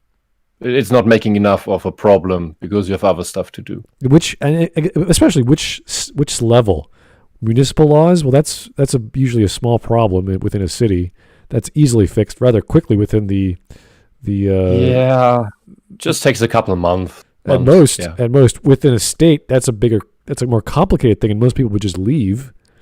And if you're talking about the federal level, most people would leave the actual country and say we can't even live here. We got to go elsewhere. They're too oppressive. The state taxes are too big. So it has to be, this guy's referring to, a municipal level, which is a very minor, it's a microcosm when you're talking about oppression and this and that, which is usually fixed after a voting period of a year or so, whoever is on the city council. And that's why people get voted out. This what evil Morty makes is in capitalism. Capitalism isn't communism, sorry. Right. So I don't know how this is equated to capitalism when you're talking about workers' rights and this and that, when we have all these groups that are protecting workers' rights, and you're part of a union where they have their own additional set of rights on top of the actual contracts that a company would give you, and they're not allowed to hire anyone outside the union, and yada yada. There's all this crap that is already in place. So was Marx not aware of unions? Did he not like them? I don't know. And we can just skip along because I don't think this is what actually happens in the show. And look how wonderfully diverse this group of Ricks is. Yeah. Well, they're about to be a lot more ununique because they're all going to die. But yeah. So it's very strange that this utopian system does not exist, instead suggesting that the existence of an unfair and oppressive regime will be a constant in society. We can understand this by taking a closer look at the endings of each group we follow in the Citadel. The most obvious example of this comes in the form of that working class Rick I mentioned earlier. He revolts against the wafer production company that he works for in the form of murdering his manager and attempting to free Simple Rick, whose memories are being harvested to create He's not trying to free Simple Rick. It's a mostly peaceful revolt. He's trying to screw over the company. And Simple Rick is his memories are what makes this candy bar or whatever they make taste so good. Also, he shoves Simple Rick into the world of the blenders and he gets shredded up to pieces. So yeah, not particularly saving him, has it? If he kills him anyway. Yeah, it seems to be an individual just flipping out. And yeah, it's like, what's that? Falling? He's going falling down. I was about to say, he's going full on falling down. Michael Douglas, yeah. Mm-hmm. Short burst of anarchy from an individual. Yeah, but yeah, because they go, listen, I want to get out of here. Okay, we've made this portal. So he gets Simple Rick and pushes him through the portal, and all you hear is like these shredders and blenders slicing up Simple Rick. He goes, you think I'd fall for the old portal to the blender world trick? And it's like, oh my god, he's not interested. He just wants to screw over the company. I like the way they I do kind of like the way it ends. with the way they sort of harness his, I guess, his rebellion or his revolt, and they sell it back to the other Ricks. They basically go, which I think is quite sort of similar to the woke crowd, where they're sort of feeling that I want to be a rebel, I want to rebel, we're going to be the hashtag resistance, right? So they take that and they sell it back to them. You're that sort of feeling that you want to be against the machine, you want to rage against the machine. That's really cool. Buy these Rage Against the Machine t-shirts. It's sort of here's how you plays into that. So the system just sort of takes your rebellion and just goes, oh, that's really cool. That'll be $5.99. That's really nice rebellious. I won't do what you tell me. Yeah, nice rebellious spirit you have there. Nice rebellious spirit you have there. Have these consumables. Consume these things that represent Rage Against Machine. rebellion. Anyway, here's the $150 ticket to go see him live. Yeah. So I thought that was actually quite good. That was actually quite good because I thought that actually was quite quite relevant social commentary. I think, regardless of whether that was what he meant, I think it's pretty funny. Yeah. That it's like, here's the I don't system. think it's what he meant. I think he. No, I don't think he quite twigged how it looks if you sort of take it to, if you actually apply it to what is that most like in the current year.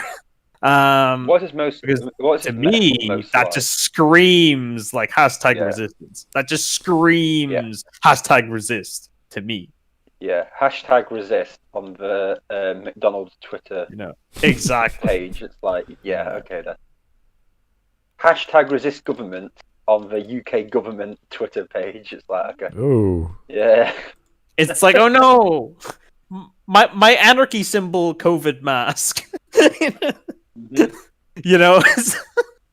I've seen one of those, and it's the stupidest thing I've ever witnessed in my life. I couldn't tell whether that was some 4chan op or was in earnest. That's the meant in earnest. If it was a 4chan op, it confused one of my friends who bought it because they thought it was really about. Wow, that's so cool! That's so cool, man. Yeah, that's so cool. Is this satire or reality? I can't tell anymore. We have reached a long time ago. Post-satire. Yeah, that's been that was years ago. You know what it is? It's the Hegelian dialectic of satire, because it's the thesis and antithesis. So it's completely sincere and it's satire, but then the synthesis is it's beyond satire. It's stuff that would be satire, but it's real. That's the synthesis. No.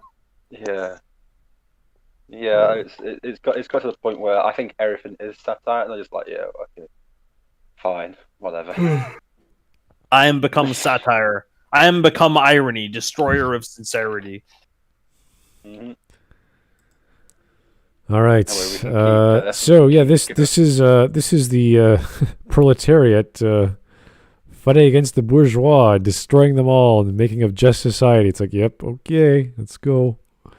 What, you mean the way he gets captured, shot on the head, and strapped to a machine forever to live out that last second of fleeting joy? Yeah. Okay. And be used by the machine. Okay. That's it. He literally spends the rest of his life in an actual matrix.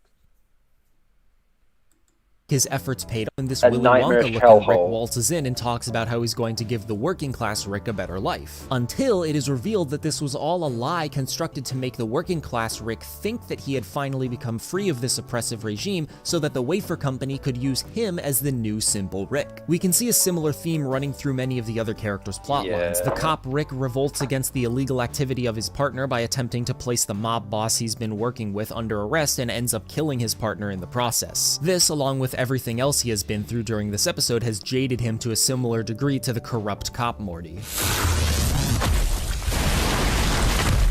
What happened? Same old story. Morty's killing Mortys. The hell happened in there? Same old story. Rick's killing Mortys. In this case, Cop Rick doesn't necessarily fail in his revolt, but instead he is implied to have become the very oppressive force that he tried to revolt against. It wasn't a Whether this show revolt. is He realized demonstrating his that an boss uprising was of the proletariat is doomed to fail. boss was evil, and also his partner was about to shoot him. He had to shoot him back, otherwise he'd be dead. Let me just hear what he has to say here. I think he just contradicted himself. Demonstrating that an uprising of the proletariat is doomed to fail, or that the proletariat will become the bourgeoisie, the message being sent is that eliminating these oppressive regimes is impossible. But what... Okay, so it's not Marxist then, because Marx says it will happen, and it will solve the problem, as opposed to it being impossible. It will happen, has happened, is going to happen, happened, and the happening never chance of happening. So the proletariat becomes the bourgeois, or it just never happens. I was like, what?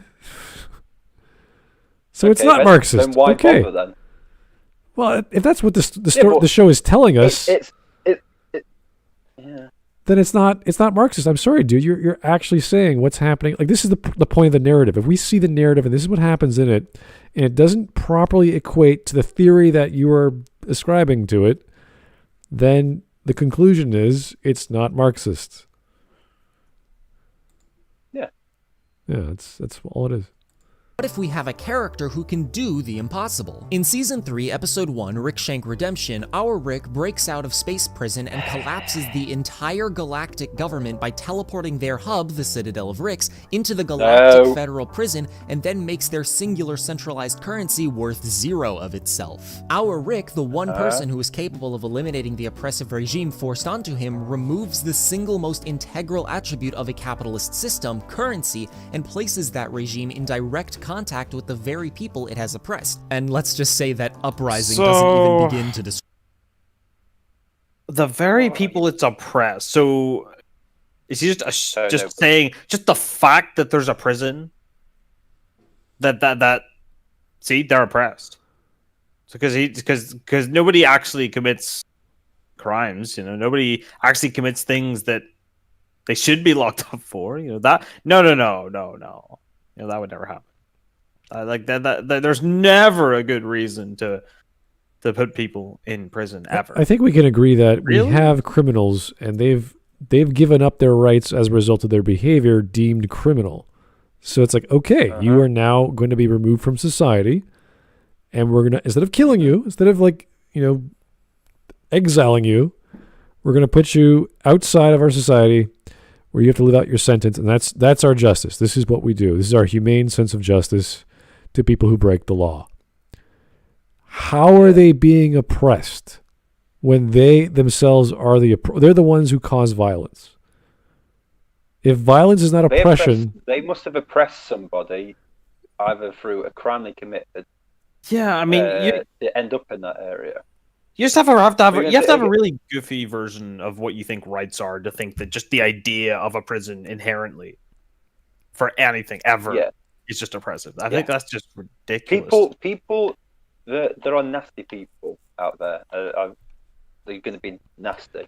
I think in every science fiction story where there's a utopia, there's always this shadow dystopian red light district, the poor versus the rich sort of environment. Yeah. And you see that all throughout science fiction, all throughout the 60s and 70s. I remember anime had that. But that's because there are places like that in the real world. There are places where you don't go.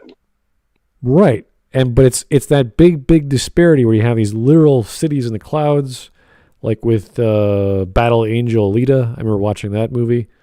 And the first one, the original, not whatever came after. I have no idea. I never watched that yet. But it's like this literal floating city which has these giant tethers. And it's this dream of this kid to get up to the city, and he wants to climb the tethers, but the tethers have these gigantic saw blades that whiz up and down them, so no one can get up. And and on the ground, it's just a hovel. It's just this poor, gigantic junk city, because the city in the clouds just drops junk all the time. So all of these stories have this light and dark side to them. So it makes sense that you'd have a prison station. Now, whether or not this is an actual community, because he teleported that entire space station into this entire space station, which is cartoonishly dumb. Like, this would just kill everyone, but apparently not. So, okay. And now... Yeah, it's... Yeah, it just doesn't make... Like, I'm trying to... It depends. I don't know, because you would think that surely there'd be loads of... Well, I don't know if there would be, I suppose, but there could be, like... I'd have to think about it, but it seems like there'd definitely be some, like, nuclei of atoms that would just be directly on top of each other and just instantly become nukes, essentially. Right. Like, if you did that. I'm trying to think of... I don't know how it works exactly. I'm trying to think of what happened would the Citadel and Mass Effect be teleported right in between Omega and these two gigantic space stations just smash into each other, and you're like, oh yeah, that would just kill everyone. There's no way anyone would survive that. So obviously, this is not a serious hard. Yeah, I think you can sort of take a bit of artistic license in terms of so being a comedic cartoon. Yeah, he's trying to say, okay, well now the inmates are now, because there's so many inmates. I have a giant space station of criminals. Now they're running around within the society, which has now been shattered. Yes.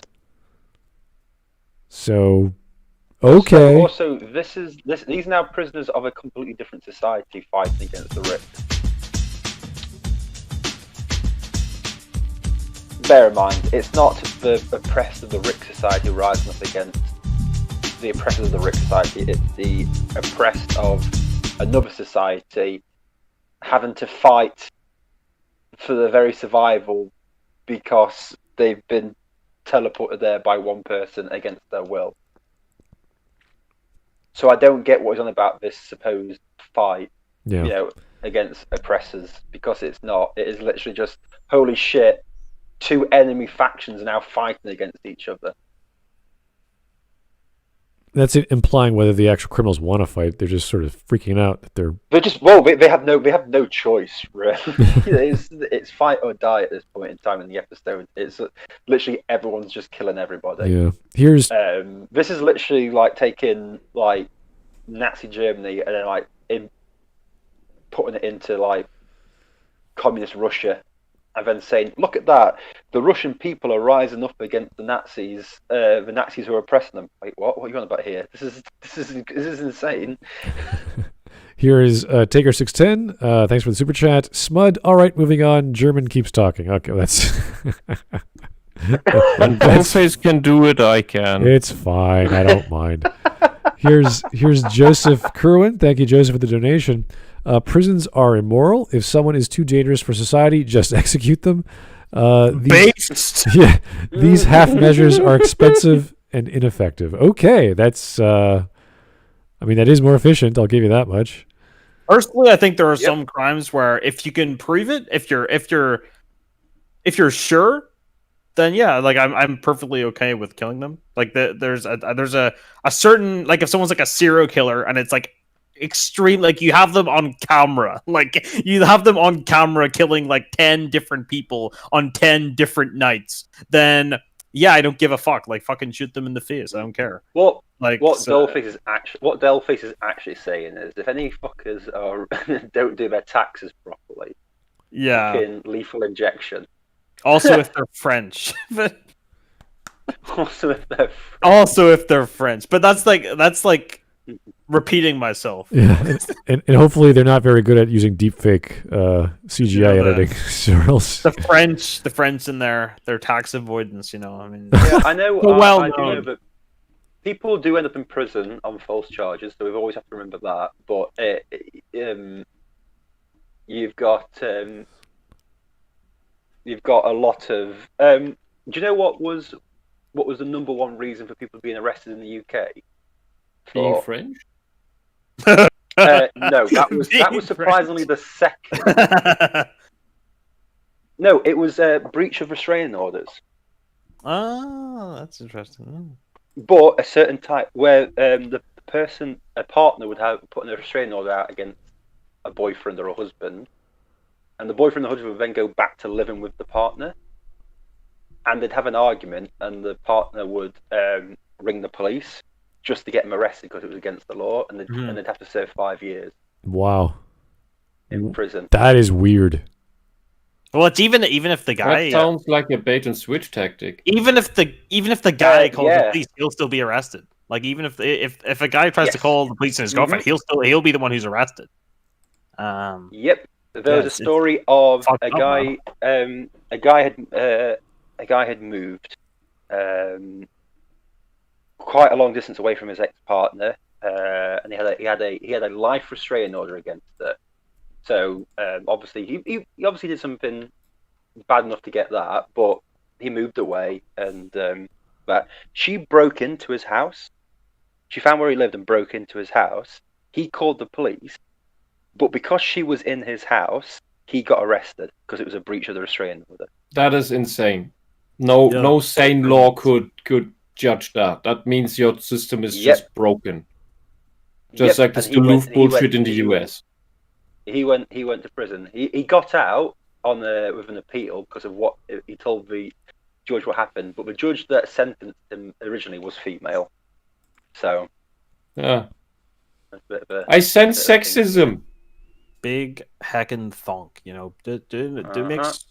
makes the really activates the omens, So yeah, I understand when people say people can have these ideas about the prison system being oppressive. It's the fact it's not the prison system that's oppressive. It's the people within. It's certain people within it who have certain ideology on how they believe the prison system. But I just think there seems to be an implicit. It seems to be like a corruption thing. And abuse of power. The question is, how do you figure out? What do you need to figure out to mitigate that and to reduce that as low as possible without breaking the system? But I think there's this sort of and Tony Blair said this a lot, and he said this sort of, well, we gotta fix the quote unquote underlying causes, right? And what he kind of meant was this sort of Marxoid like thinking that, well, if everyone just had the perfect material conditions, if everyone just had their material needs met, then nobody would commit crime. Nobody would commit murder if everyone just had all of the material needs met. And it's just bullshit. It's just complete bullshit. Like there will always be how many rich crime. people? How many rich people do you know who murdered people? There will always be crime. How many Agatha Christie books? Like there will always be all sorts of crime, including violent crime, and it's not just a thing where, well, the only reason we have crime is because we don't live in a utopia where we're all equal. And if we were all equal, and people just wouldn't want to commit crime. Like, no, people will always commit crime. Sorry, insane people with revenge fantasies and sadism exist. Like, and stuff they like don't care. Yeah, I mean, like stuff like killing killing a partner for cheating on you, or killing the inheritance, killing for all kinds of reasons, and killing it's just for the it's ever going to go away, and you need something to deal with it. So you need a system to deal with it, and it's just silly. Or just killing someone for the adrenaline rush, and dopamine rush. just for fucking shits and giggles, man. Just for fucking shits and giggles. For a little bit of the old ultra violence, you know what I'm saying? A little bit of the old ultra violence. Meet me in the dream. And the message. No, it's not about the money. It's not about the money. It's about sending a message. Yeah, if you have an ideological cultural war, that's just about sending a message. Yeah. We are the stronger ones here. That's why we kill you and we get away with it. That's the idea.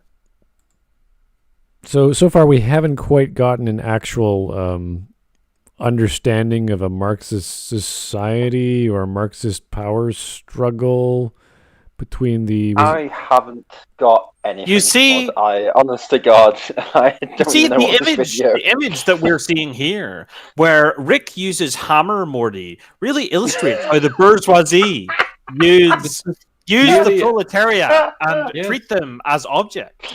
This is an They treat them obvious as tools. communist metaphor. Yes. Yeah, he's treating the proletariat as in Morty, as in Hammer Morty, as a tool for his own gain. So- just like the bourgeoisie used the proletariat. The reason He dehumanizes Hammer Morty. He yeah. dehumanized Hammer Morty. the reason why I was confused because he had that line where he says this doesn't happen in reality, or rather, the thing that Marx says is going to happen doesn't happen in the show. So I was like, oh, okay, so you're wrong. You It have doesn't happen in reality either. you have you have a different conclusion than what you thought. You are expressed, and he just keeps going with that. I'm like, okay, then he's not bashing it, or he's not believing it's Marxist, but he keeps going, and I'm like, I'm lost. Like, what did he learn anything from this? Did he change his mind? I have to write in the comments saying, oh, so you're saying at this point of the video, this doesn't happen in the show, therefore it's not Marxist. I think. Because I want to actually understand him at this point, because it's kind of hard to what he's trying to conclude with, because it's just contradictory, and he just seems to just keep going as if it's just information as opposed to an actual thought. He just keeps going. Yeah, no, he just keeps going, oh, this happens, but then it's still Marxist here. You're like, wait, no, it's not Marxist. You just proved it. Anyway. Yeah, Describe the result. He who controls the past controls the galaxy! The implication of What? Oh, that's because with the money being gone, people are trying to make their own money, and one idiot is saying that pants will become the new currency. Okay, all right.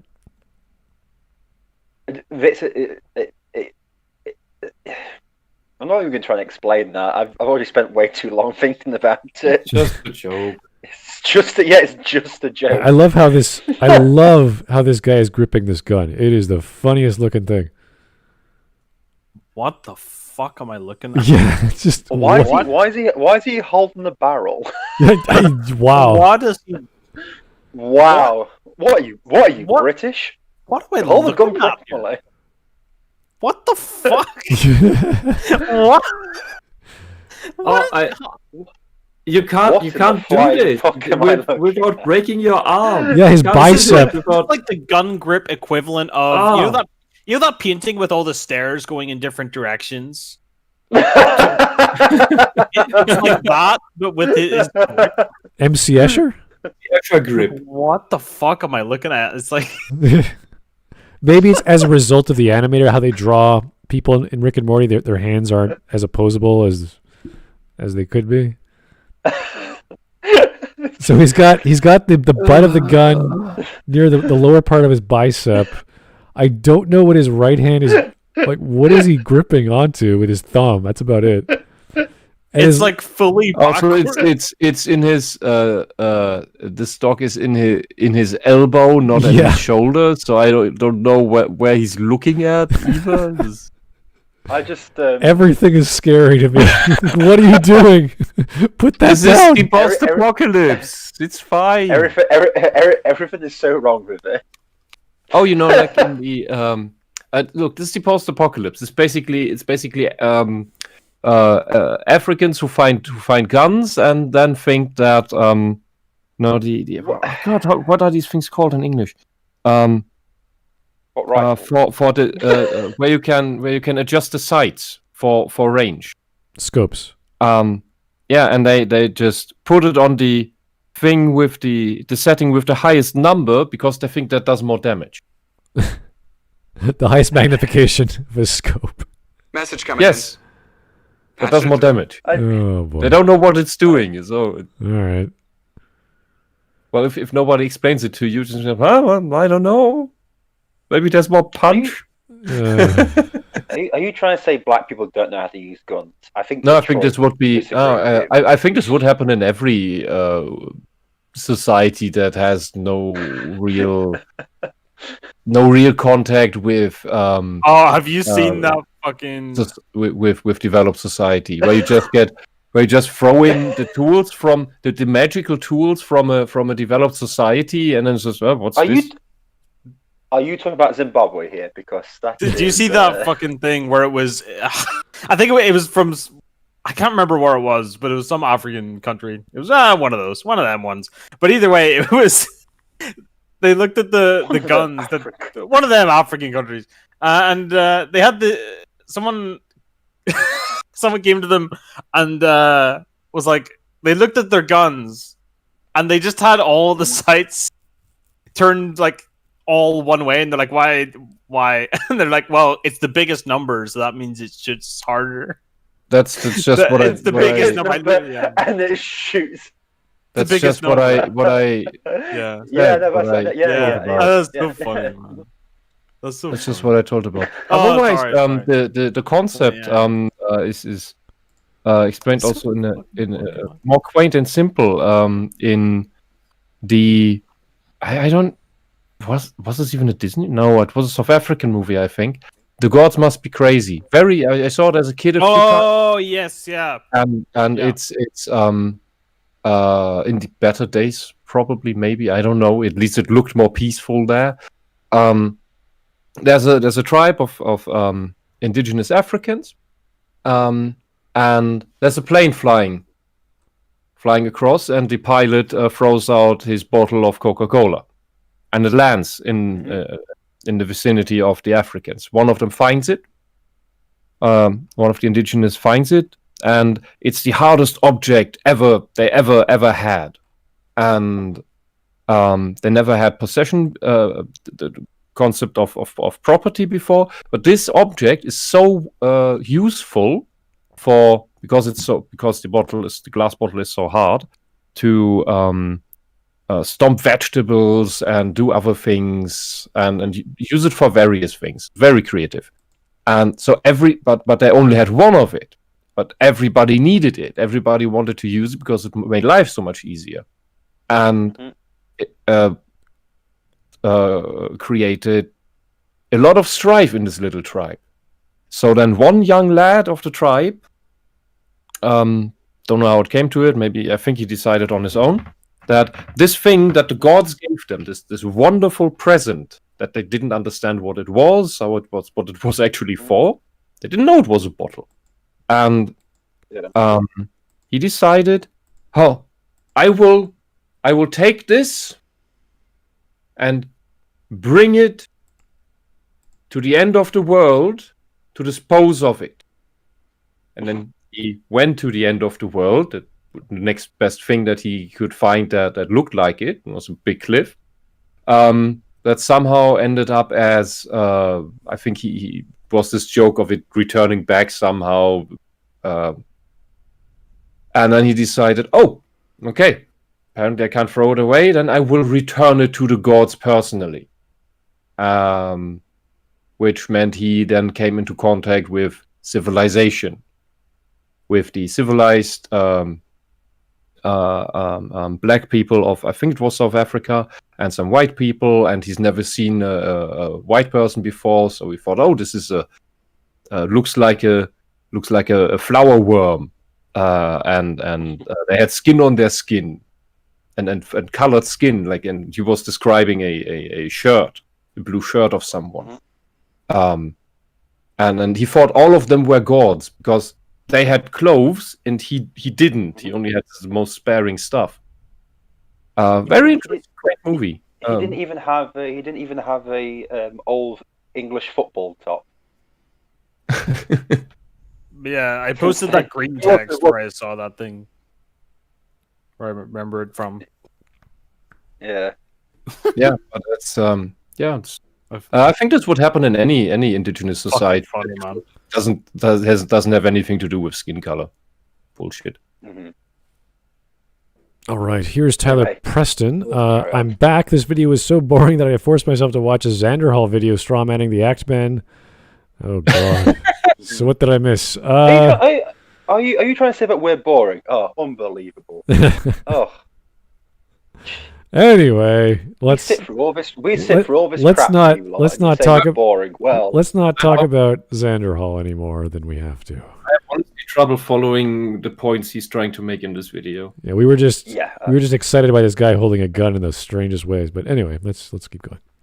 Of course being that when the oppressive regime is removed, it is not all just sunshine and rainbows. In fact, what happens to the Galactic Empire after all of this chaos is settled? It becomes the very society we see in the Ricklantis mix-up. One empire falls, only to have its place taken by another. This show demonstrates the central concepts which were founded by Karl Marx and builds off of them in order to come to a much bleaker conclusion. Which central concepts, dude? The two concepts he gave us weren't even written by Marx. They're written by some French guy in the 1970s. And the rest of it was false. It didn't equate to Karl Marx. You were talking about always the proletariat, or the proletariat would always rebel against the bourgeois. And you're saying the outcome is different than what Karl Marx predicted. So why even bring up Karl Marx? Did you get an A for this? Oh, God. If he had an actual essay, he would have gone point by point and shown his hypothesis. Because all he says was, this is Marx. You're like, wait, no, it's not. You proved it's not Marx. Then you say the ending to Marx is not the same as well. Then you have to come to a different conclusion, which he hasn't. He's not doubling down. He's just sort of repeating what he just said at the beginning, which is silly. People don't do that after they're given new evidence. This is basic stuff. This is fanboyism blinded by ideology, I think.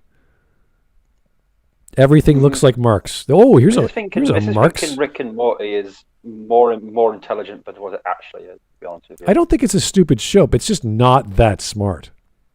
It's the writers having fun with ideas in a crazy, chaotic, sci-fi, goofy world that's focused primarily on comedy.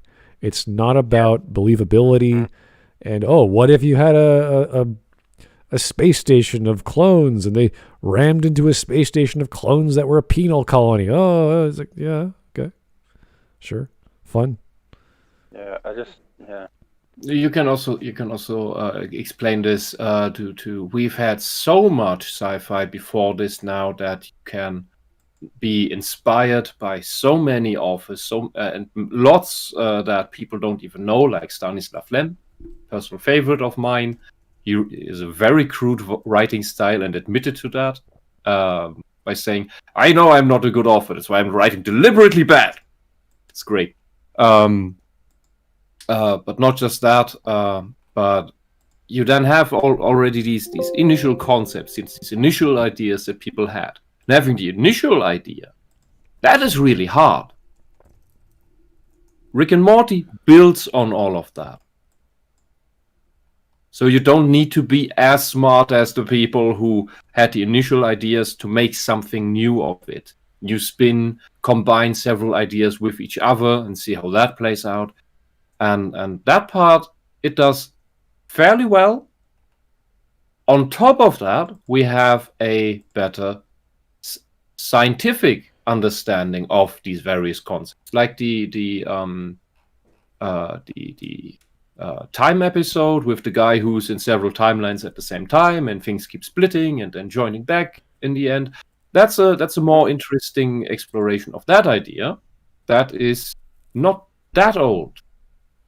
And so you just get new stuff in. If Star Trek: The Next Generation had gone on the way it did, they would have tried out more state-of-the-art science concept and try to incorporate those into the show, which is the reason why Star Trek: The Next Generation is self-contradictory, because it didn't care as much about internal consistency of its sci-fi universe and more about, we want to explore this. When we get an update from real science about how something works, we want to incorporate this into the show, even if it contradicts something that happened before. Which is the only justifiable excuse that I think that you can bring for your show being internally inconsistent. And so many words for Rick and Morty isn't that smart because it doesn't need to. It can build on so much that came before it and throw that together. And then what you interpret into that... Is it interdimensional TV episodes and stuff as well? Yeah. The thing well, is, you see crazy stuff. Well, you see the adverts represent media capitalism. critique in that. That's great. It's a fun episode. I'm not saying it's bad. I'm just saying, you've got episodes like that. It's you just don't understand the deep themes of Ants in His Eyes Johnson. You just don't get it. I'm ants in my eyes, Johnson. I got ants. I got ants in my eyes. Oh God! I can't see anything. I actually can't feel pain either. Never. So, but I can't see anything. We've got fridges, I assume. This is probably so I'm told a microwave. Yeah. But yeah, see, that represents how he's being exploited for his unique traits of having ants in his eyes, and he's being exploited by the company. Wow. Yeah. I do find that I like that, like the bit where he's like, "We have fridges, I assume." Yeah, it's just it's like I don't know because I can't see anything because I've got ants on my eyes. I actually think that's probably the first the first of one of those episodes is probably like the best episode, honestly, just because it's just so dumb. It's just so it's not so weird. It's not. I feel like some episodes of Rick and Morty take themselves too seriously, where they're trying to be funny, but they're also trying to like, here's a theme, right? And it gets too deep into trying to have a theme. I think that it's way funnier when it can't do. He can't do a theme. I think it's way funnier when it's just like the really dumb shit, where it's like two brothers, and they're going, two brothers. And there's aliens, and they have a giant ship, and it's a giant sombrero, and like they're going. It's called. They're gonna do some things. They're two brothers. Yeah. They're gonna do some stuff. They're two brothers. They're gonna say stuff. Yeah, what's that? I think that's way funnier than all. John Michael Vincent. What is it? John Michael Vincent or something? What is it? What's that one? We only have 16. John Michael Vincent's or something. Oh, we haven't got enough. John. I think this is why the Pickle Rick episode is like the worst episode. It's funny shit I've ever seen. So bad. I hated that episode. It's so shit, man. What guy? I think that's where I stopped watching. A guy turned himself into a pickle. He's Pickle Rick. Yeah, I think that's around where I stopped watching because it was just no. Yeah, I think it's too many. But that shows the destruction of capitalism. But that's another one of those episodes where it tries to be deep. It tries to be deep in that episode because it's like, see, he'd rather be a pickle than confront the issues of his own family. Yeah, but that's not. No, that's like, not deep. That's superficial. So would I. I'd rather be a pickle, to be honest. That's an age-old. That's an age-old sitcom episode played out with just a stupid excuse. That's all it is. It's the most basic plot. But it just seems like just sort of basic bitch psychoanalysis. Like, see, you're just afraid of commitment or something, or you're just afraid of confronting the issue. I don't give a fuck, dude. It's with most comedy things. I feel like most comedy things nowadays are kind of annoy me with their sanctimonious bullshit. I'd rather they just kind of it's sort of just shut up and be funny. Silence. Yeah. Just be funny. I don't want these. You class yourself as a comedy. You're not a comedy drama. Silence. Be funny. You know. I did not come for philosophy. I came for laugh. Yes. All right. We got 2 minutes left. What's the argument again? Hour and a half. I don't know what this. Yeah, I don't recall. He just reverted back to what he said before. This is an episode about Marxism. He's like, no, it's not. Mm-hmm.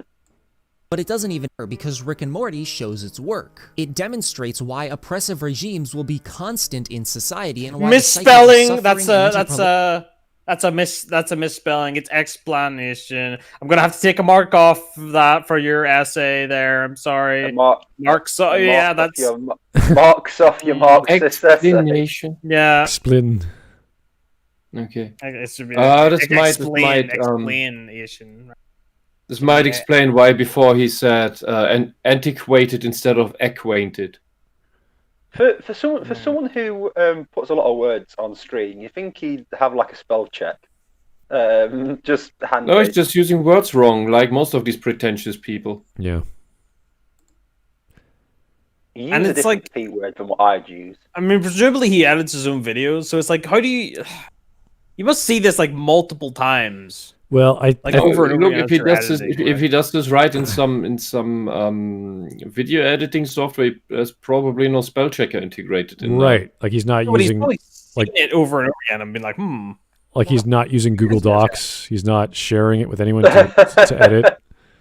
He's just in like Notepad, just typing away. Oh dear, no. What Notepad even had? No, basic Notepad doesn't. Notepad plus has. I must have had Notepad plus. If you use Windows, use Notepad mainly, plus. I actually know how to spell fucking words because I'm not retarded. I'm not retarded. Yeah, Notepad, you could just type in whatever. There's no grammar check or spell check. And I wouldn't trust grammar check anyway, even though it's pretty good in like bot programs, but not like Google or whatever. No, I do apologize, but I'm not using American grammar. Go fuck yourself. Well, you can always use Canadian grammar. My ancestors didn't conquer a quarter of the globe to. then all turns into French. It's not good. We like to put U's in everything, just like the French. So Yeah. Gives it a little, charm. Yeah. Flower. Constant in society and why the cycle of suffering and interpolation is... Interpolation? What? Interpretation? No. The way in which the dominant class manipulates those below it into accepting its ideology. Oh god, this is another Marxist theory. Is this a real word? This is a real word in Marxist theory. The process by which we encounter a culture's or ideology's values and internalize them is an important concept regarding the notion of ideology. What? Is this some Frankfurt School stuff? It's another thing by Louis Althusser, the same guy who came up with the the other stupid theory about repressive states, institutions. It's the same guy. Okay, so that's the go-to guy that he uses. Okay. Obviously, yeah. That's at least someone not used that often. Something new. It's not Foucault. It's not Derrida. Sadly,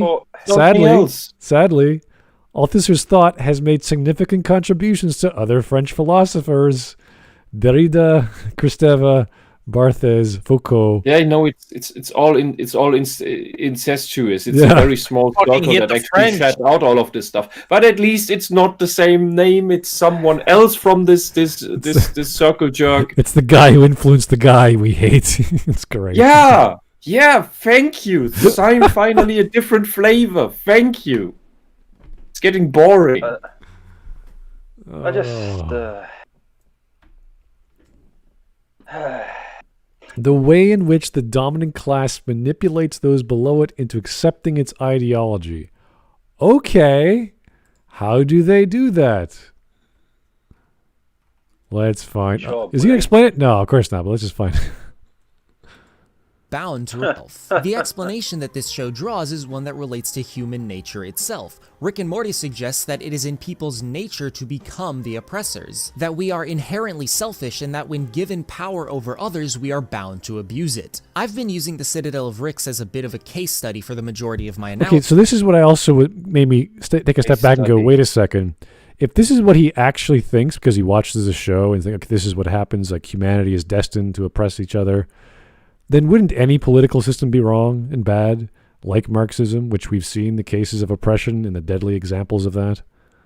Like, that's the conclusion he's sharing with us right now. And I'm like, yes, you're getting it. You're right. He doesn't connect the dots, but he's saying it. So, like, all right. Yeah, I'm just a bit like, yeah, he's, to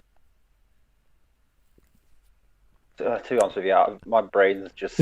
Well, to continue further, if this is what he's saying, and we know what Marxism and socialism does, even in capitalist society where it's bound to oppress everyone else, at least the people there can eat. At least the people there aren't killing each other. Yeah, that's... You know? Yeah. Eating each other. Or eating each other in some cases, yeah. Parts of Soviet Russia. Happened fairly often under socialism. Yeah. Well, just remember, as I was told by a guy who wanted to be British Prime Minister, the UK should be like Venezuela. They're doing really well. I think right now they're eating babies' diapers because that's the only thing they can get hold of. What? Good old Venezuela. Yeah. They lost all the oil money because their socialist government just I know. didn't know how to run money. So Jeremy Corbyn said that Britain should be like Venezuela because in 2016 they were doing really well because they still had a lot of money. And yeah, that was before they privatized the because not privatized the other thing. Well, it was before their leader turned into a dictator and started burning people in tires on the streets. But regardless of that fact, but the precedent for him to take that power was already in effect. The precedent was already set. So it's not like he's like, oh well, he just came in and just randomly did. No, they set the precedent to for him to be able to take that much power. You know, so that's the problem. Mm-hmm. It's like it's the same thing where kind of like what Obama did, where he gave himself the ability to give a whole lot of executive orders on things, you know, and then it's like, oh well, the next person comes along like, well, okay, well then I'm gonna do it. No, you can't do that. You can't do that. That's like, hey, whoa, this is oppressive. Oh no, only I can do that.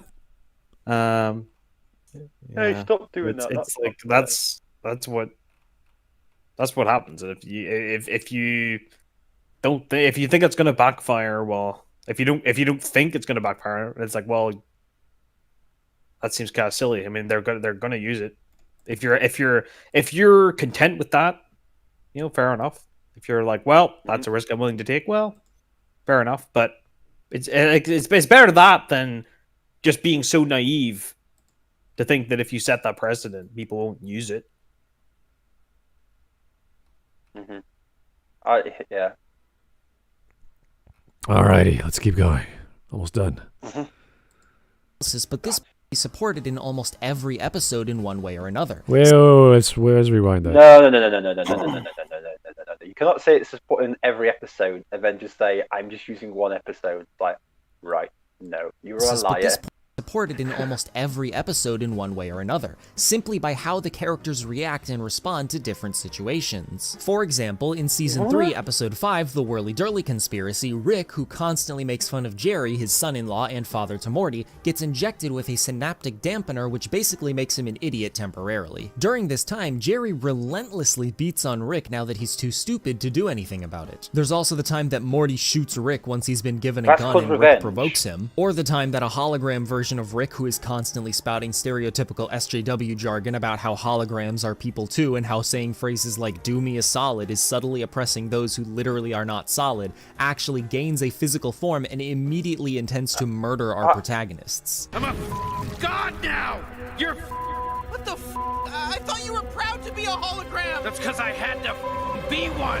The fact that all of these moments happen in different episodes and to different characters clearly implies that this is simply the way that people naturally think. These scenes, and the show at large, demonstrates how anyone is capable of this kind of oppressive behavior once they are given the means to actualize it. Rick and Morty, through both subtle and not so subtle storytelling, conveys the ideology of Marxism while using Can wait a second. Is he saying that Marxist believes that everyone will abuse power when they're given it? Because that's not... Yeah, that's not what Marxists, at least not what they tell us. Because with that notion, it would be impossible to ever get communism. Are you saying the quiet bit out loud here? Yeah. I think he is literally saying the quiet bit out loud. Why? What was even the point of even relating this to Marxism? He could have. I don't know. Maybe that was the assignment in school. I have no fucking idea. If he didn't bring up Marxism, he could have just done like how Rick and Morty conveys the message that power corrupts. Yeah. So that's how authority or how basically power corrupts and that kind of stuff. Absolute power corrupts, absolutely, all that kind of jazz, you know. And you didn't even have to talk about Marxism at all. You didn't have to mention it. You just go, well, power corrupts, and even good people can become bad people if they're given too much power. You know, it's like but you would need to mention Marxism to say that. You know, if that's aren't the socialists who do admit that humans will always be corrupt and thereby corrupt the systems and thereby communism is not achievable? Aren't those the socialists who then turn into open fascists? Wasn't that Mussolini and Hitler? Mm-hmm. Wasn't that the argument? I think he's just said what the quiet out loud, and I think yeah.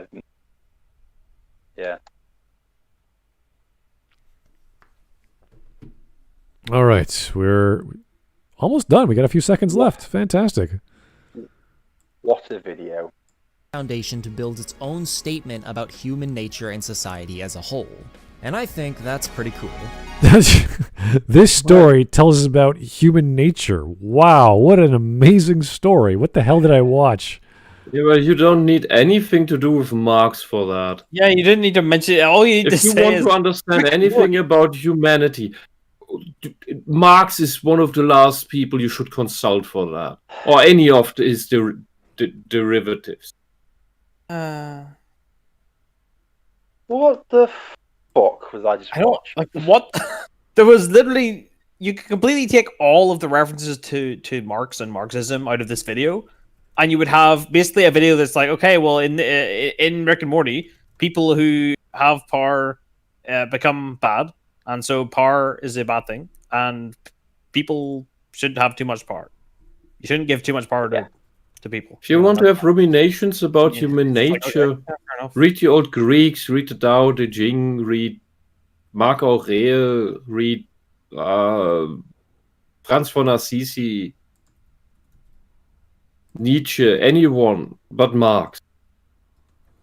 Read Lao Tzu. Oh, is it? No, that's not the Tao Te Ching. Is that the Tao Te Ching? That's the Tao Te Ching, yeah. It's Lao Tzu. So much to read. You go for the dumb kid in the class.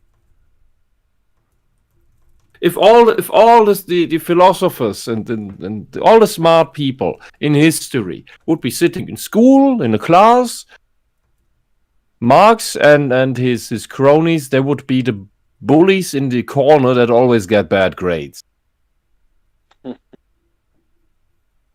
Why do you listen to that? Why do you listen to that? You want to be part of the cool kids? Sit down and learn. Read. Tonight you're gonna learn, kiddo.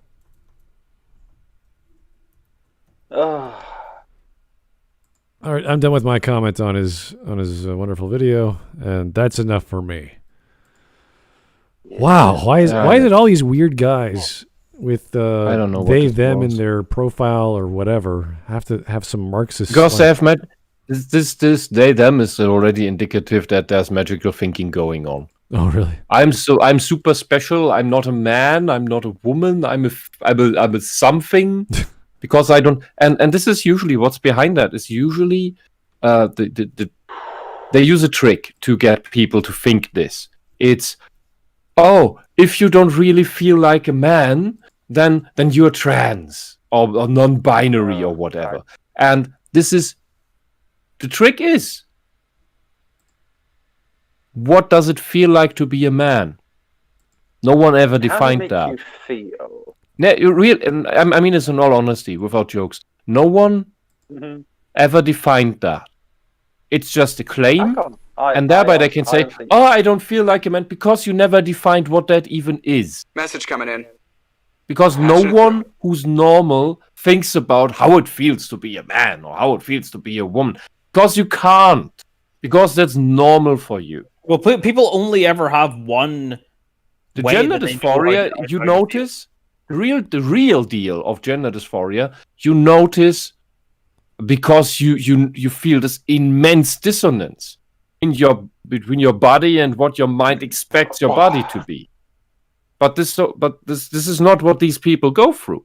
These people are just told this idea of, if I don't feel like a man, then maybe I'm something else.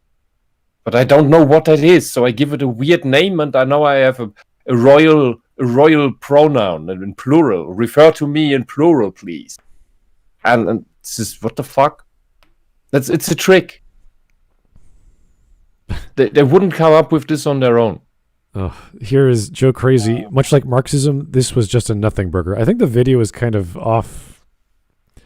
I don't really know what this video tried to do. Yeah, I wouldn't say Marxism. There were words. There were definitely words. There were lots of words very quickly at the first few minutes. Yeah, that was interesting. But yeah, that was just a poor assessment of a show which is designed for comedy and has a few funny bits that were technically fun to play with in a science fiction setting. And that's it. It's nothing beyond, let's play with this political theory. It's like, no, it's just a bunch of people running around. What would happen if you cloned two groups of people? And what would you do? How would that work? It's not Marxism. It's not class structure or power structure or struggles or whatever. It's just take the two personalities of the characters and have fun with them in a futuristic sci-fi world. There you go. Run around. Not that complex. So I want to say this. Rick and Morty isn't high intellectual art. Just going to say this. It's also not hard sci-fi. It's not deep. It's not space opera. It's just crazy, cartoony laughs with adult humor. It's made by, no offense to Dan Hartman, he's probably a nice guy, but the guy's got a lot of problems. I think he's definitely on the spectrum of stuff. He has been referred to as a man-child with stuff, with crazy ideas.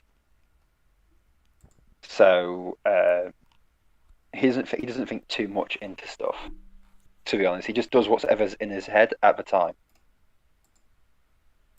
and whatever he thinks is funny at the time. Right. So yeah, I'm not going to go at him or anything like that. I'm just explaining his style of stuff. So. All right, gentlemen. Thank you. Thank you for your time and patience and watching and listening and all the jazz that we do on Smudcast. Just so you know, we have been implementing a new method, which I absolutely hate, of having the moderators of Discord voting on the videos so that we then add them to the channels that then the rest of you people can vote on. What? So lots of... I think... Oh, rip. I think gone. Don't think too hard. That was your first mistake. So what I was trying to say... There will be no thinking on this platform. Think too hard or you get the bullet. I assume Discord didn't enjoy me saying bad things then. No, you were thinking too hard. Yeah. Can't do that. So wait. So we got mods on the server now, and the second thing that happens is that they want a bigger say in what videos come up. Well, I don't mind it because it takes time for me to actually go through them all. But there's like hundreds, right? So it's better for everyone else to see them. And because my opinion is like, I hate this, I hate this, I hate this. And they're like, well, this is bad, but it might be fun. So it gives me a different opinion. So maybe, I don't know if you want to watch Adam Hates Everything 4 times, but that's what we're going to be doing. Jesus. So, no. Christ. So that's slated up for being added to the lists. God. Can we not do that? No, but I mean it's up to everyone else. Fucking hate that guy, man. Yeah, I know, but that's why. But they're short, so they're not long, so it won't take too long to go through. Anyway, this is the new process. We have hundreds to go through, so I need some help, and that's why they did this. So I do appreciate it. Okay. It's just Who's submitting all this crap? Or furthermore, who's making all this crap? Yeah, that's another story. And why are people paying for it? Oh, don't know. And people pay for weird things. That don't. Yeah, but there's usually some explanation. My pet for rock was a thing that happened. Don't. Yeah, but that's funny. That's so stupid. It's funny. This Marxist stuff isn't funny. It's just dumb. Anyway, guys, I'm going to call it a night. Thank you for tuning in. Keep the suggestions coming because, of course, now we have a system in place to make sure that we get to it in a timely manner and add it to the list at least once a week. So if you're hoping for that one video you posted a month ago, or rather a few weeks ago, chances are it might be added next week. We don't know. We'll get to it. But thank you so much for tuning in. We'll talk to you real soon. Keep on voting, and we'll see you tomorrow. Bye-bye.